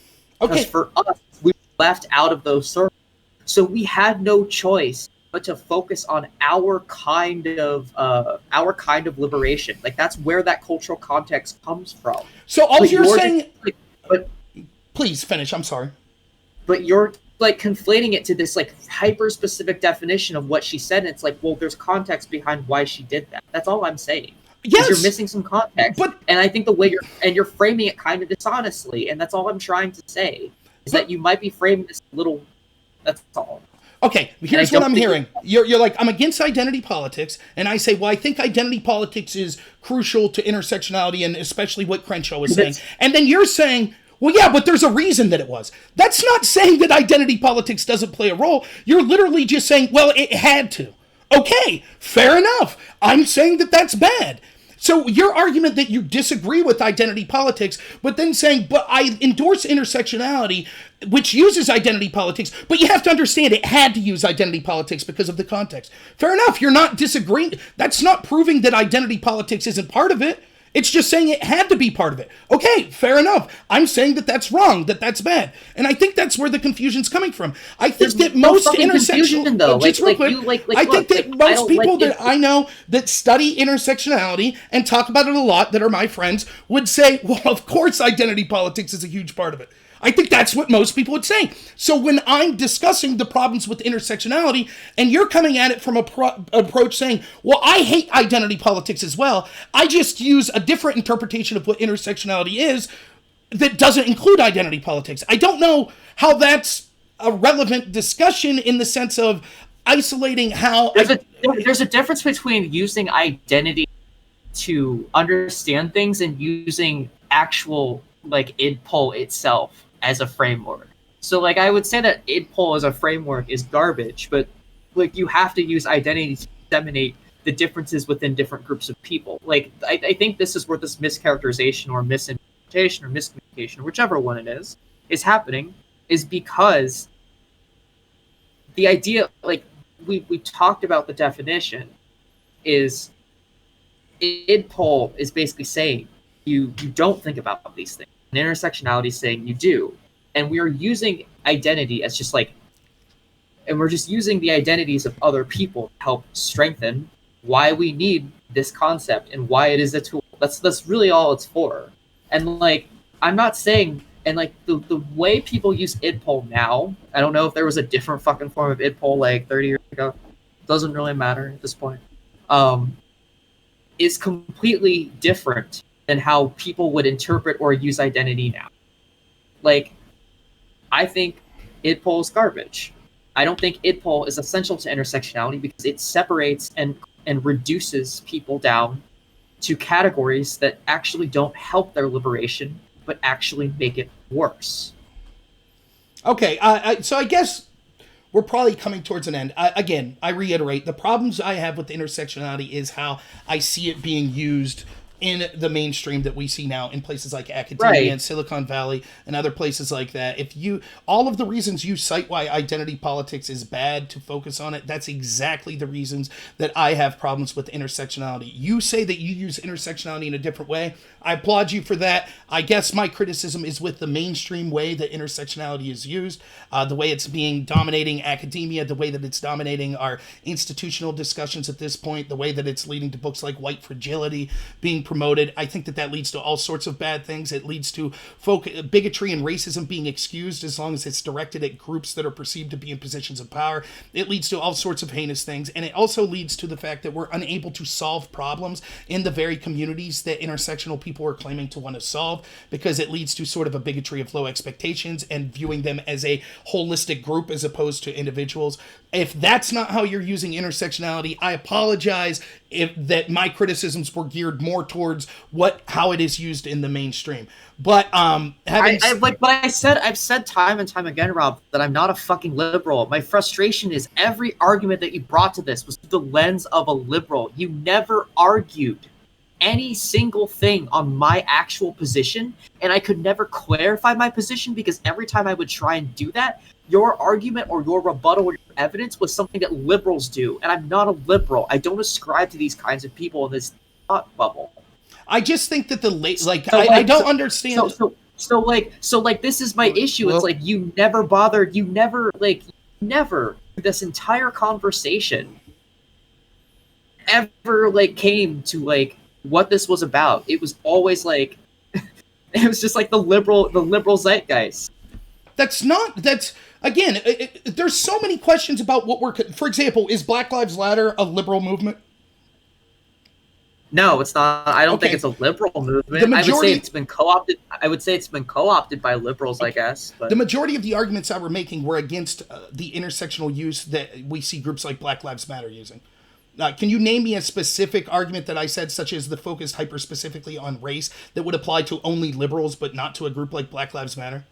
well, what do you think Black Lives Matter is? Like, what Black Lives Matter to you? Black Lives Matter to me is sort of, I think the leader, each person that's involved in it might have their own reason, but I think the leadership of the movement for it is probably a Marxist movement, and it certainly is a movement that's hyper focused on black communities and lives. And that sort of intersectionality use is what where's your evidence to prove that it's Marxist? That it's Marxist?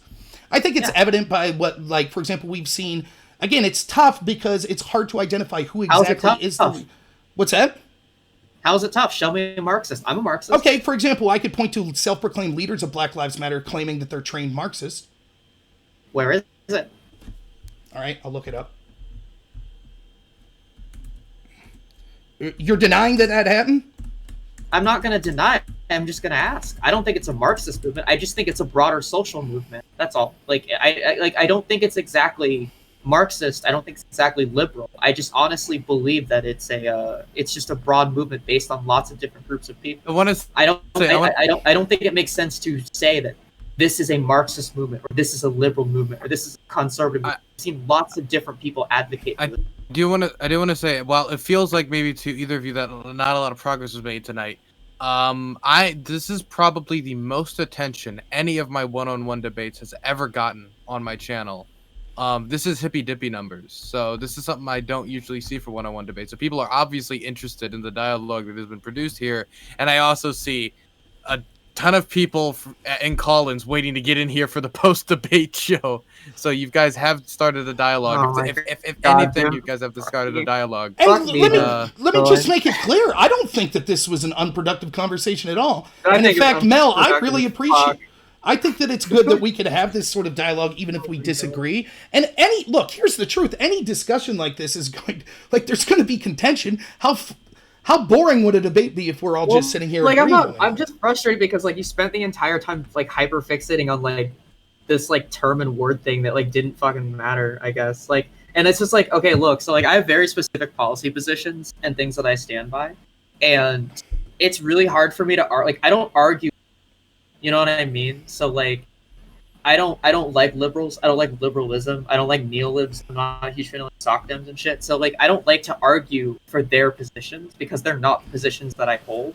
So when people come at me, like, with liberal arguments, it's just hard for me to want to, like, I don't like accepting, like, I don't like accepting their arguments. They're not mine. But so I guess I only wanted to argue on my arguments, but we never really got to mine because you were just like, I don't know. It's fine. Like, I don't think it's your fault. I just think that I don't know what exactly my criticisms were that were unique to liberalism and wouldn't be unique to other sort of movements such as a Marxist movement. Just real quick, again, because of my situation with the computer, I can't put this up, but you could look at NewYorkPost.com 2020/625 BLM co-founder. If you look that up, she says Colors 36 was the protege of Eric Mann, former agitator of the Weather Underground domestic terror organization, spent years absorbing Marxist-Leninist ideology.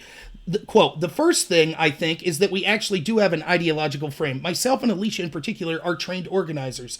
We are trained Marxists. We are super versed on sort of ideological theories. And I think that we really tried to do is build a movement that could be utilized by many, many black folk. So, I mean, certainly there are people that are self-proclaimed leaders of Black Lives Matter that are claiming to be trained Marxists. Now, you might disagree, but I think we could admit that it's not all of Black Lives Matter wouldn't be under the umbrella of just liberal, because I think, Mel, there are parts of Black Lives Matter you would agree with. And so if you're saying I disagree with liberalism, I think that you would admit then by default that all of Black Lives Matter isn't liberal. And again, the confusion here is, well, like, I'm not... Things can be co-opted by liberalism, because that's what liberalized capitalism does. It's like profit incentive and the status quo incentive wants people to profit. So, like, obviously, like, a more liberal government would want things to go back to the status quo. They don't like the riots. They don't like the disruption of their lives. So anything they can do to push the Overton window to make it like safer for them, they're going to do. So obviously they're going to like, and so if a corporation wants to co-opt BLM and do more safe practices for their business so they can stay in business and like keep the status quo, of course they're going to do anything to make things go back to normal. Like that's like how that operates. But then again, so then my criticisms when I'm talking about intersectionality, this wouldn't be criticisms that were directed at the liberals that want things to go back to normal. This would be directed at people that want to hyper focus on these divisive issues such as race. And this is my opening statement. I said I think that the problem with the way intersectionality is applied is that we end up with a movement like Black Lives Matter that could be co-opted by the establishment that says yes, you're right, have all this racial division. But just real quick, I'll finish. Establishment. Who is the establishment? That would be, we have, again, there's all these institutions in the establishment. So it could be the people that control the mainstream media, academia, the people that control the entertainment industry, Silicon Valley. Who are those people? What, do you want specific names? No, but like, it just sounds weird to me. Like, it's always the people in power. Like, who are the elites? Like, what is your definition of people in power? My definition is people that really control the system, such as the people that control the mainstream media, academia, Silicon Valley, the entertainment industry. Media, Rob. Who control? It would be people that are aligned with those that are controlling the country, such as 6 corporations that control the mainstream media, basically. They also happen to be propagandists for people in the intel community, bureaucrats in the State Department and other places that are unelected officials, top Republicans and Democrats that claim to advocate for the constituents but never do, such as, Chuck Schumer to Marco Rubio. It goes across the aisle. That's who I'm talking about in the establishment. Also, oligarchs with people like Bill Gates, the Koch brothers, others that are incredibly wealthy, that their voices are the only ones that are actually heard. So my question that I'm asking is like, what? So do you just not trust anyone? Like, is it just the rich, or no? Like who is it? Like who control? Like that's what I'm just, because you always keep bringing up elites. Like, so like right. my version. So like if I were to say the people that are in power, I just view it as just like the ruling class, and the ruling class could just be anybody. Honestly, like it doesn't matter the color, the creed. It's anyone who is involved in the capitalist system, anyone that's exploiting other people. And I think our definitions are different, because I think anyone can be part of that class and anyone can be oppressive. But I'm not saying otherwise. I didn't want to stop you but would either of you like to take questions from chat by any chance? Sure. I got 20 minutes. Yeah, we'll take a few questions from chat, and then we'll wrap it up, and I'll maybe go on a panel. Who knows what I'll do. Right. Okay, so throw your questions in chat for either or. Maybe they can reflect on each other. Throw your questions in chat. I'm married, so no dates. If that's what dude, ask. Damn. Sorry, Ross. Oh my god. Fucking hate that. What? Nope. Let's wait for.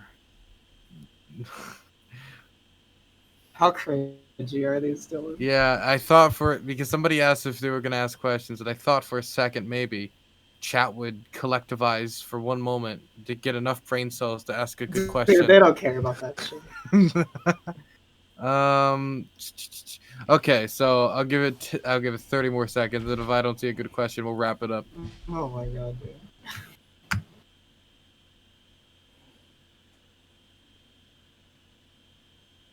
What's 3 times 4? Okay, I think we're good. I think asking for we're not gonna get questions about definitions. Probably not where we should go. Okay, Okay. Okay, I got one question from Ross, and I trust Ross. Okay. Mel, there's a definition of organizations or movements, and then there are real-world manifestations. Can you comment on the real-world manifestation of intersectionality? I guess it's like I don't really understand the first part. I understand the second part. It's like, what do you mean your real world manifestation? Like how it's used, like how we utilize it. It's how we use. Yeah. So like, I guess like how you would apply it in real life is like you would approach situations. Like, so you look at data and you go like how people are being oppressed. I guess so. Like you look at the crimes. It's like everyone says like 1350, right? Well, then you look like, okay, so how are these statistics proportional to the population? being affected? Is it black men? Is it black women? Is it white women? Is it white men? And you basically go through the list and go, who's being affected the most? Who's being affected the least? What systems are the most oppressive for what people? And you basically decide, how can we change these situations? How can we change the most? How can we change the institution to make it most equitable for everyone across the board without taking things away from them? Because there's obviously situations that like white men are going to go. So like black men get stopped way more by police. There's data. I mean, post it. Care. Um, so black men proportionally get stopped more by cops than white men, but white men still get stopped. So like, are we trying to answer? Are we trying to solve racism? Or are we trying to solve like brutality and just like system and like the abuse of? And I'd make the argument that if you're trying to solve one, you have to solve the other. Um, so if we're gonna solve police brutality, obviously against unarmed black men, we have to solve the pretense of anyone getting pulled over and police brutality, like in general, and that's an organic thing that will trickle. Which is why I always talk about when you get to a point to where you start identifying the reasons why the most marginalized people are being affected. You eventually come to the conclusion that everyone like is subjected to these things. But you have to, and all privilege is measuring is that some people are affected by these more, but it doesn't take away from the fact that everyone is still suffering equally by these kinds of things. That's really all this is when you're analyzing. It's not this like groundbreaking fucking theory. It's not overly complicated. It really isn't. Like that's really how I boil it down. If that makes sense. It's the most simple I can put it. You just examine lots of different things based on data, and you just try and figure out what can we do to fix stuff. Like, do you want to make things equitable for everybody across the board, or do we need to start slow and do an increment? Here's another question, and I think it'd actually be fun if I posed it to both of you. If either of you could live in any communist country, which would it be and why? Go ahead, Mel. I would say either Vietnam or Cuba. Um, Cuba's pretty fucking cool. It's like super cheap to live there. They hate out of all the commie countries. I think they hate queer people like the least. It's not great, but like they hate us the least. Food's good. The alcohol's good. Everyone's fairly pretty nice. Like no one really gives a fuck in Cuba, obviously. And Vietnam's just a cool place. I don't know. I will have to give a tongue-in-cheek answer, but I will say this. I had a friend once that was from the Ukraine. I thought this was very interesting. And he lamented the days of the Soviet Union because his family in the Ukraine under the Soviet Empire actually had far more status and power when the Soviet Union existed. And he used to tell me great stories of getting hammered all the time and like eating wild apples and drinking vodka and stuff like that. So in that particular time and area, I would choose Ukraine, Soviet Union with my friend Ivan when his family had power, I guess. That's fair, dude. Ukraine's pretty fucking cool. There's like a lot of I think my third, I guess I have to do a third country. I would do like Latvia or like the Baltics. It's like really fucking cool, like fishing spots there. Like there's a lot of like really cool like, wildlife shit up in. Like, Rob, I assume you wouldn't be talking 1920s or 30s Ukraine. I mean, you'd be a pretty hungry guy. I would, and I eat a lot. Yeah. I don't know if you can tell. So, dude, 20s Ukraine would be awful. Okay. One last one for Rob specifically, since we got one specifically for Mel. Question for Rob. Rob, you claim that BLM is Marxist. So in what way does BLM use dialectical materialism in their movement and message? Oh my god. So,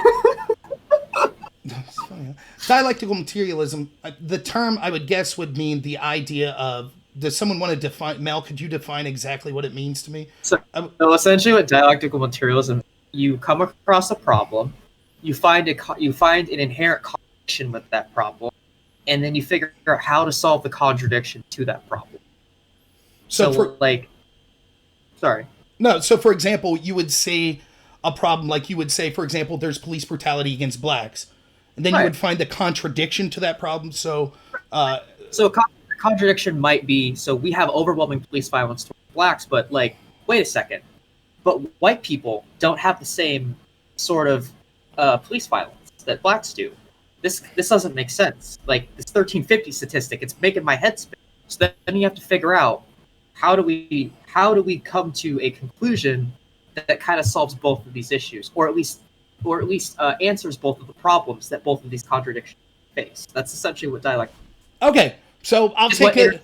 First off, which is why it's based in Marxist theory. All right, so first off, let me say this, that I'm not unafraid to admit when I don't know what a term or a word means, so I'll be totally honest. I believe that's something I've heard in passing, but I've never heard it correctly defined. I would say that the reason that how that would particularly be used, I would guess in this case, would be the idea that they're talking specifically about focusing on problems in the black community with policing, and then the contradiction would be, but wait a minute, is there sort of a reciprocal nature amongst white men or white people? And they, as Mel was saying, then we talk about the 1350 crime statistic and how or not we could solve that. I think that the way that this is engaged in that and engaged in Marxism as a whole is that what happens is that they focus specifically on removing power structures and the idea of for-profit gain, for-profit prison, or what they would call a for-profit imposition of the civil justice system. And I think that they are against that. And so the idea of Marxism seems to be against this idea of a for-profit and what they would call exploitation of people based on a profit margin. And I think you can see this running all throughout BLM, where they want to remove these structures because they think that there is sort of more of an egalitarianism that would come about as a result of having people have sort of more equal access to things and not have people obtain wealth based on competency or based on the processes of things that they've developed. So I think that it's an analogous with BLM, that they are advocating sort of this Marxism. And I also, it didn't come up in this debate, but I think that intersectionality is a form of sort of cultural Marxism, where Marxism sought to isolate that there was a problem between people and oppressor and oppressed when it came to economics. And intersectionality takes that further, and it doesn't just say economics, it says there could be haves and have-nots or oppressors and victims, not just when it comes to economies, but also when it comes to things like gender, things like race, and things of that nature. So to me, it's... I honestly, like, I also think that you're... I also think you're, like... and I'm not trying to, like, say... Like, you obviously... I don't think... Like, I think you're oversimplifying Marxism. And like, I think you're kind of putting all of these things together in a blender because they're all kind of similar, but they're all very different concepts. Well, the problem with Marxism in the way that it's defined is it's hard to, when you talk to people that discuss Marxism, I'm not going to claim to be the most well-read on it. I'm a vehement defender of capitalism. But oftentimes when I talk to Marxists, they'll say, oh, no. Marxism has never been implemented in the way truly that Marx would have wanted it implemented. That's not what I'm saying. Okay. That's not what I'm saying. What I'm saying is, like, I think you are grossly oversimplifying it. That's all I'm saying. Like, I have issues with people oversimplifying it. I'm not trying to say that, like, that's fair. I'm not pulling the argument to say that, like, oh, well, it's not real communism, TM. It's not, I mean, like, there's clearly, I mean, that also is a bunk claim to say to people because even capitalism in theory, like, if you look at pure capitalist theory, could never exist. Like, we could never get close to it. It's just not how capitalism functions. So like I could even go on the op-ed and on the opposition and be like, well, if you're gonna tell I'm saying this, and like the thing is like Marx's biggest critiques of capitalism were not necessarily that it was inefficient or it can't rate this. Losing you. Oh, I'm sorry, Mel. I lost you there. No, you're fine. All I'm saying is like Marx's biggest critique of capitalism Marx's biggest strong point for capitalism, in a sense, his respect toward it, was basically saying that like it has the ability to produce lots of goods at a very rapid rate. It can industrialize things well, but it suffers a kind of burnout and it hits points of inequality that if they are not measured or corrected, it will lead to collapse. And so when Marx originally started to write Capital, his theories behind it was essentially that the capital was originally supposed to be given to bourgeois business owners that were going to like read this analysis of capital and go, fuck, I'm going to actually fix my business now and make it efficient. That's not what happened. The opposite actually happened. So it's a huge discussion. I would love to have it with you sometime. I really would. But yeah, I mean, please don't think that I'm saying that No, my no, no. interpretation of Marxism. I like I said, I really love this. I think it's fine. I talk about it a lot, so I try and like be, because I feel like a lot of people go, well, Marx said this, so this means that. Some lefties do that as well, and a lot of right wing people do that. And so like I don't know, I try to be a good Marxist in the sense that like if I talk about this subject, I try to be at least versed on it, And if I can you know? agree with you on a portion of this that I do know, I think that oftentimes criticisms of capitalism are similarly invoked. I don't think that we have a true capitalist system. I think that most systems Right, that we we have a see, they're a mixed mixed market. system of socialism and markets. So yeah, so Yeah. yeah, so, but yeah, that's a long discussion. I'm assuming. Okay. I By the want way, to my thank you wife said both. she thought that I sounded okay, so she Hey, actually well, watched. you know what? That's the only approval you need at That's the end of the exactly day. right. Oh, Yeah, that's the best kind of approval. yeah. What's up with the screen right now? It looks like everything froze. Give me a moment. Um, There we go. Fixed it. I, Of course, I've saved the day again. Thank you both for coming on. I really appreciate you coming on.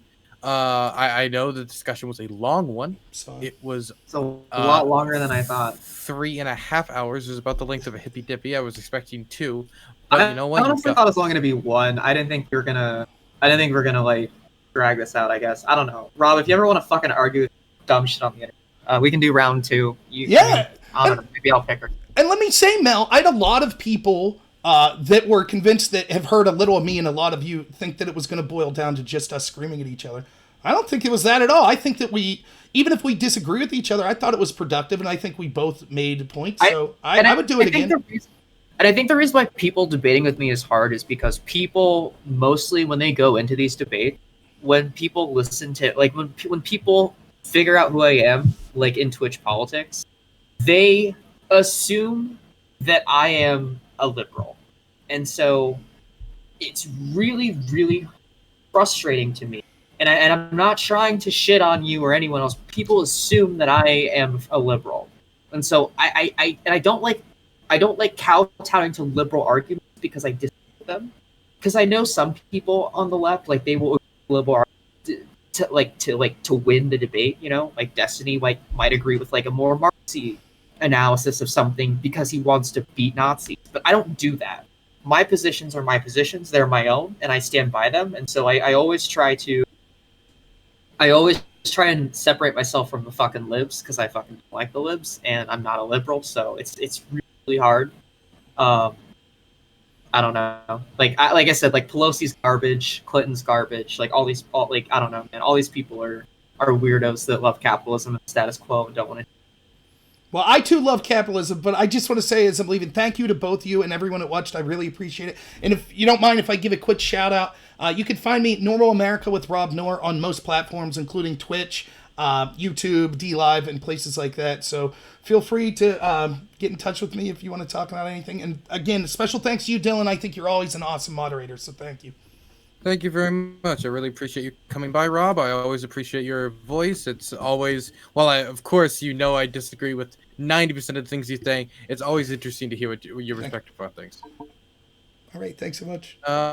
Mel, would you like to do a shout out? Sure. Talk about how you got to recruit people for the revolution, whatever. All right. So, hi everyone. My name is Melanie. I'm a stupid, angry brown tranny. Please don't clip me. I basically talk about dumb shit on the internet. I have a lot of political positions. I would like to talk about them in length with a lot of people. So I probably should make a channel at some point and actually have these. Most of the time, I get caught in the Twitch panel scene. So basically, if someone is running a panel, whether it be, I don't know, A for Andre, Dylan, whatever, and they ask me to be on a panel, that's usually where I'm at, and I basically advocate for whatever side. So if I am on the hippy dippy and Rob is on the hippy dippy, we are on opposite ends of the spectrum, so you'll probably hear us yell at each other. So, if you want to follow me on Twitter, Dylan can post my Twitter in the chat. I posted my Twitter in chat. It's just a bunch of bullshit, really. I don't have like an official. It's not an official. It's like it's half my work Twitter, like half my advertising for debates, and like half it's personal. It's not really a lot, but if anyone wants to send me DMs over Twitter and actually ask me things on positions, or want to call me a slur, I don't know, dude. Go ahead. I'm pretty like non-confrontational. I guess, and like, I don't really care, you know. So if any of you nerds in chat want to argue, just ask Dylan, and we'll fucking argue about it. Wonderful. Of course, you know what? I'm always willing to help provide a platform for people to have a And I discussion. feel like this was a little rushed, like on both of our parts. Like, I feel like this could have been a little bit more fruitful. Like, I don't know. I feel like it could have given Rob a little doubt. Um, and I'm glad I'm just a content farm for everyone. So, you know, thanks for I had having me fun. on, Dylan. You're the I had fun. best. You're the Thanks. best. Like, you're the best, Dylan. Thanks for platforming me. Thank you I, so I know, much. like, I know that you're gonna be a CIA G-man one day, and you're gonna kill me. So please. I mean, look, I mean, one day is a little You can start applying to the CIA as early as 21. no, I mean, it's like you're saying one day is a little hopeful. But anyway, Oh, um uh thank you everybody for coming by. Thank you both for coming on the show, and you both have a wonderful afternoon. all right. Thanks Thanks for so much. having me. Are you gonna do a post? Are you gonna do a Yeah, post for anyone? I'll probably do a post. I have Yeah, a because normal there's show that I do normally at 10:30, so I'll probably just get on real quick and tell people sorry. But no problem. See you later. we'll see you.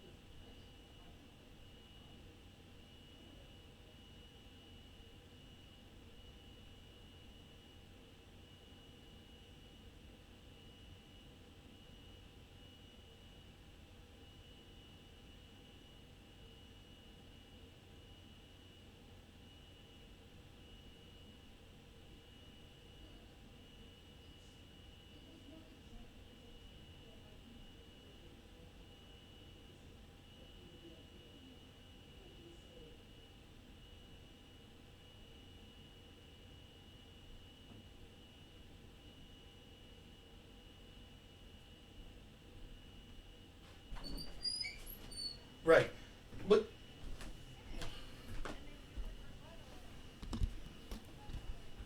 right. So like the first question, and I knew that this would be an issue. So the first question I asked her was like, "Can you provide a definition for intersectionality? Would you agree with me?"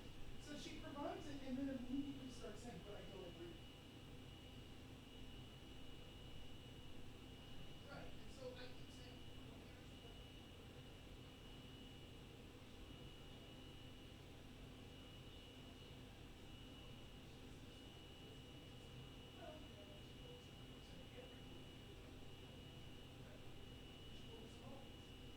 okay, well that's not what intersectionality is. It's the opposite.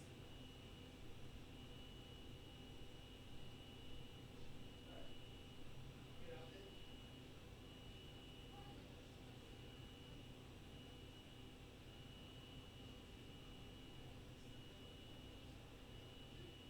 You know,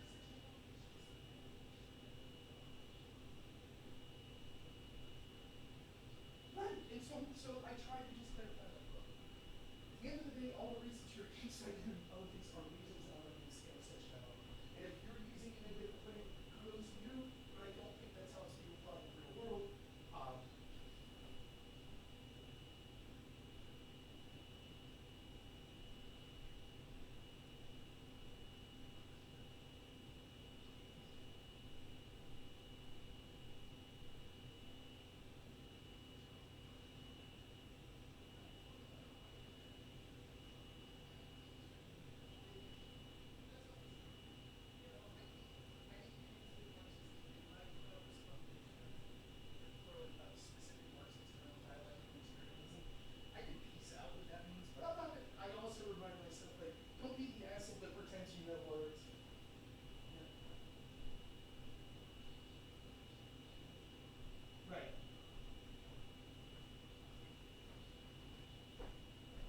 Right.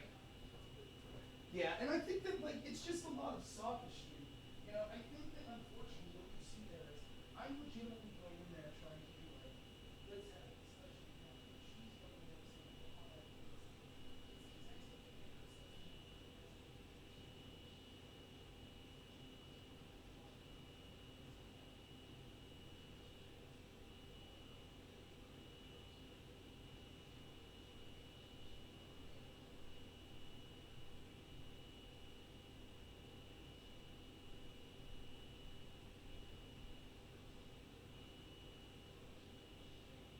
that good.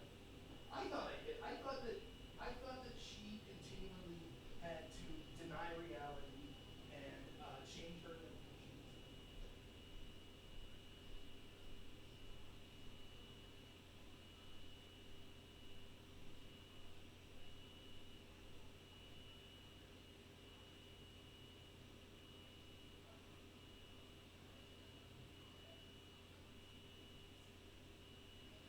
just stuff like it's little things that I didn't notice. Like she realizes I'm stupid. Like for example, when I said, "Look, conservatives mean the solid, and this is helpful, like pros, Muslim, blah blah blah," she goes like, "Oh, that's the thing with that." And she's like, "Oh, oh, oh." I was like, "Yes, exactly. This is it. This is it." She's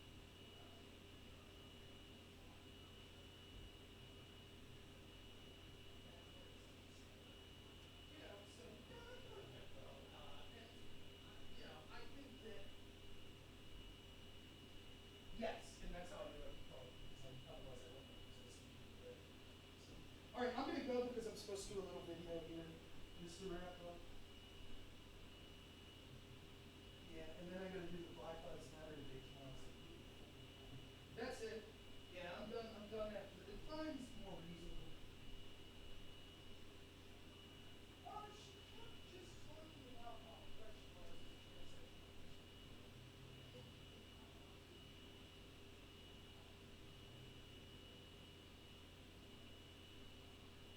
That was about it. So I mean, I just no, I mean, I brought it up just in casual. I didn't focus on it, but I brought it up in casual the idea that that's one of the identities that intersectionality seeks to advocate for. But it did come up, and I thought I treated her respectfully the whole time. And I think it's kind of ridiculous that Jonathan and you were texting me the whole time like safety. It's like no, fuck. Like no, I'm not gonna purposely shit on her.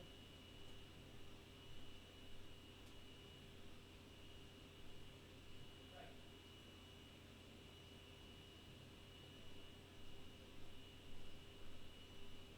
Right, exactly. That's how I feel. So, and I was happy for Dylan. And look, Dylan's a socialist and disagrees with me, but I think he's a decent guy. He's only 19, and that was the biggest show he's had.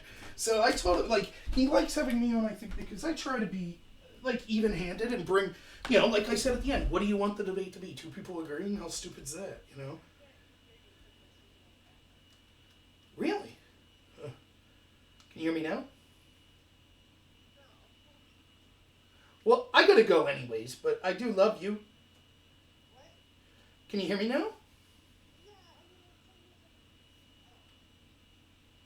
It must be literally. I'm literally sitting in the bedroom with nothing on.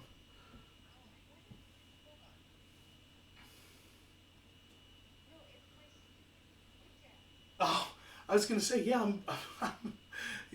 But all right, I gotta go. I love you. Okay. All right.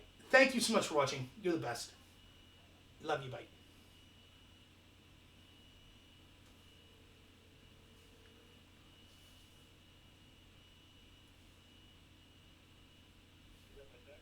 I did not. I just saw you called. Let me read your text. Oh my god.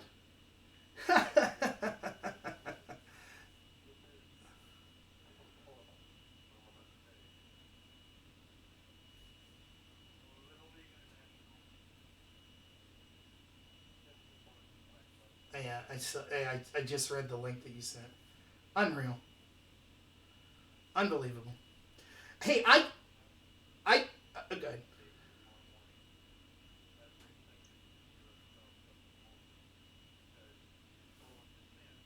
Yep.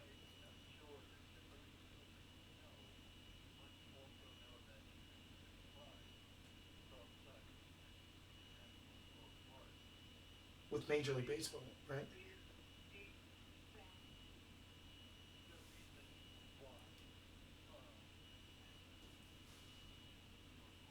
Right.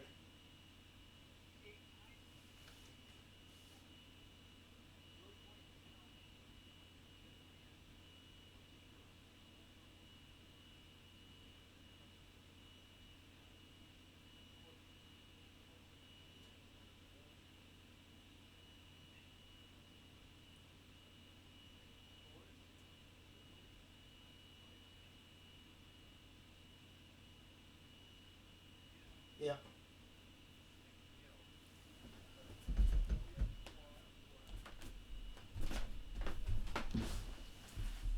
Oh, I know.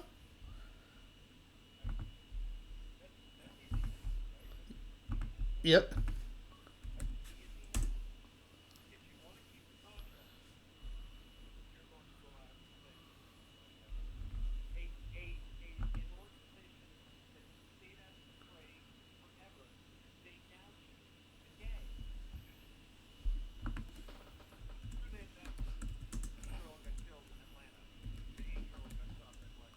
Yep. Well, Carlos, unfortunately, I gotta go here. I gotta get on my channel. I just finished this debate and told everyone I'd do a live stream. But by the way, the debate was a mess, as you could have guessed. Oh, I'm sorry. Can you not hear me? I gotta get on and do a live stream. I just finished that debate and told everyone I would get on and do a post debate wrap up. So I gotta get on and do that. But yeah, I'll call you tomorrow, and it is. It's insanity. It's exactly the type of stuff I was talking about on the debate tonight. So.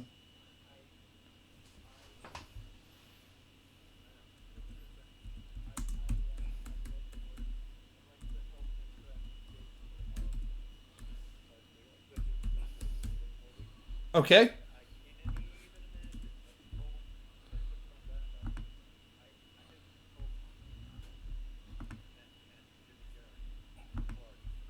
Wow.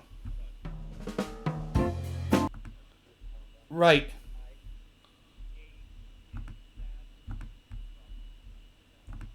Unbelievable. Unbelievable.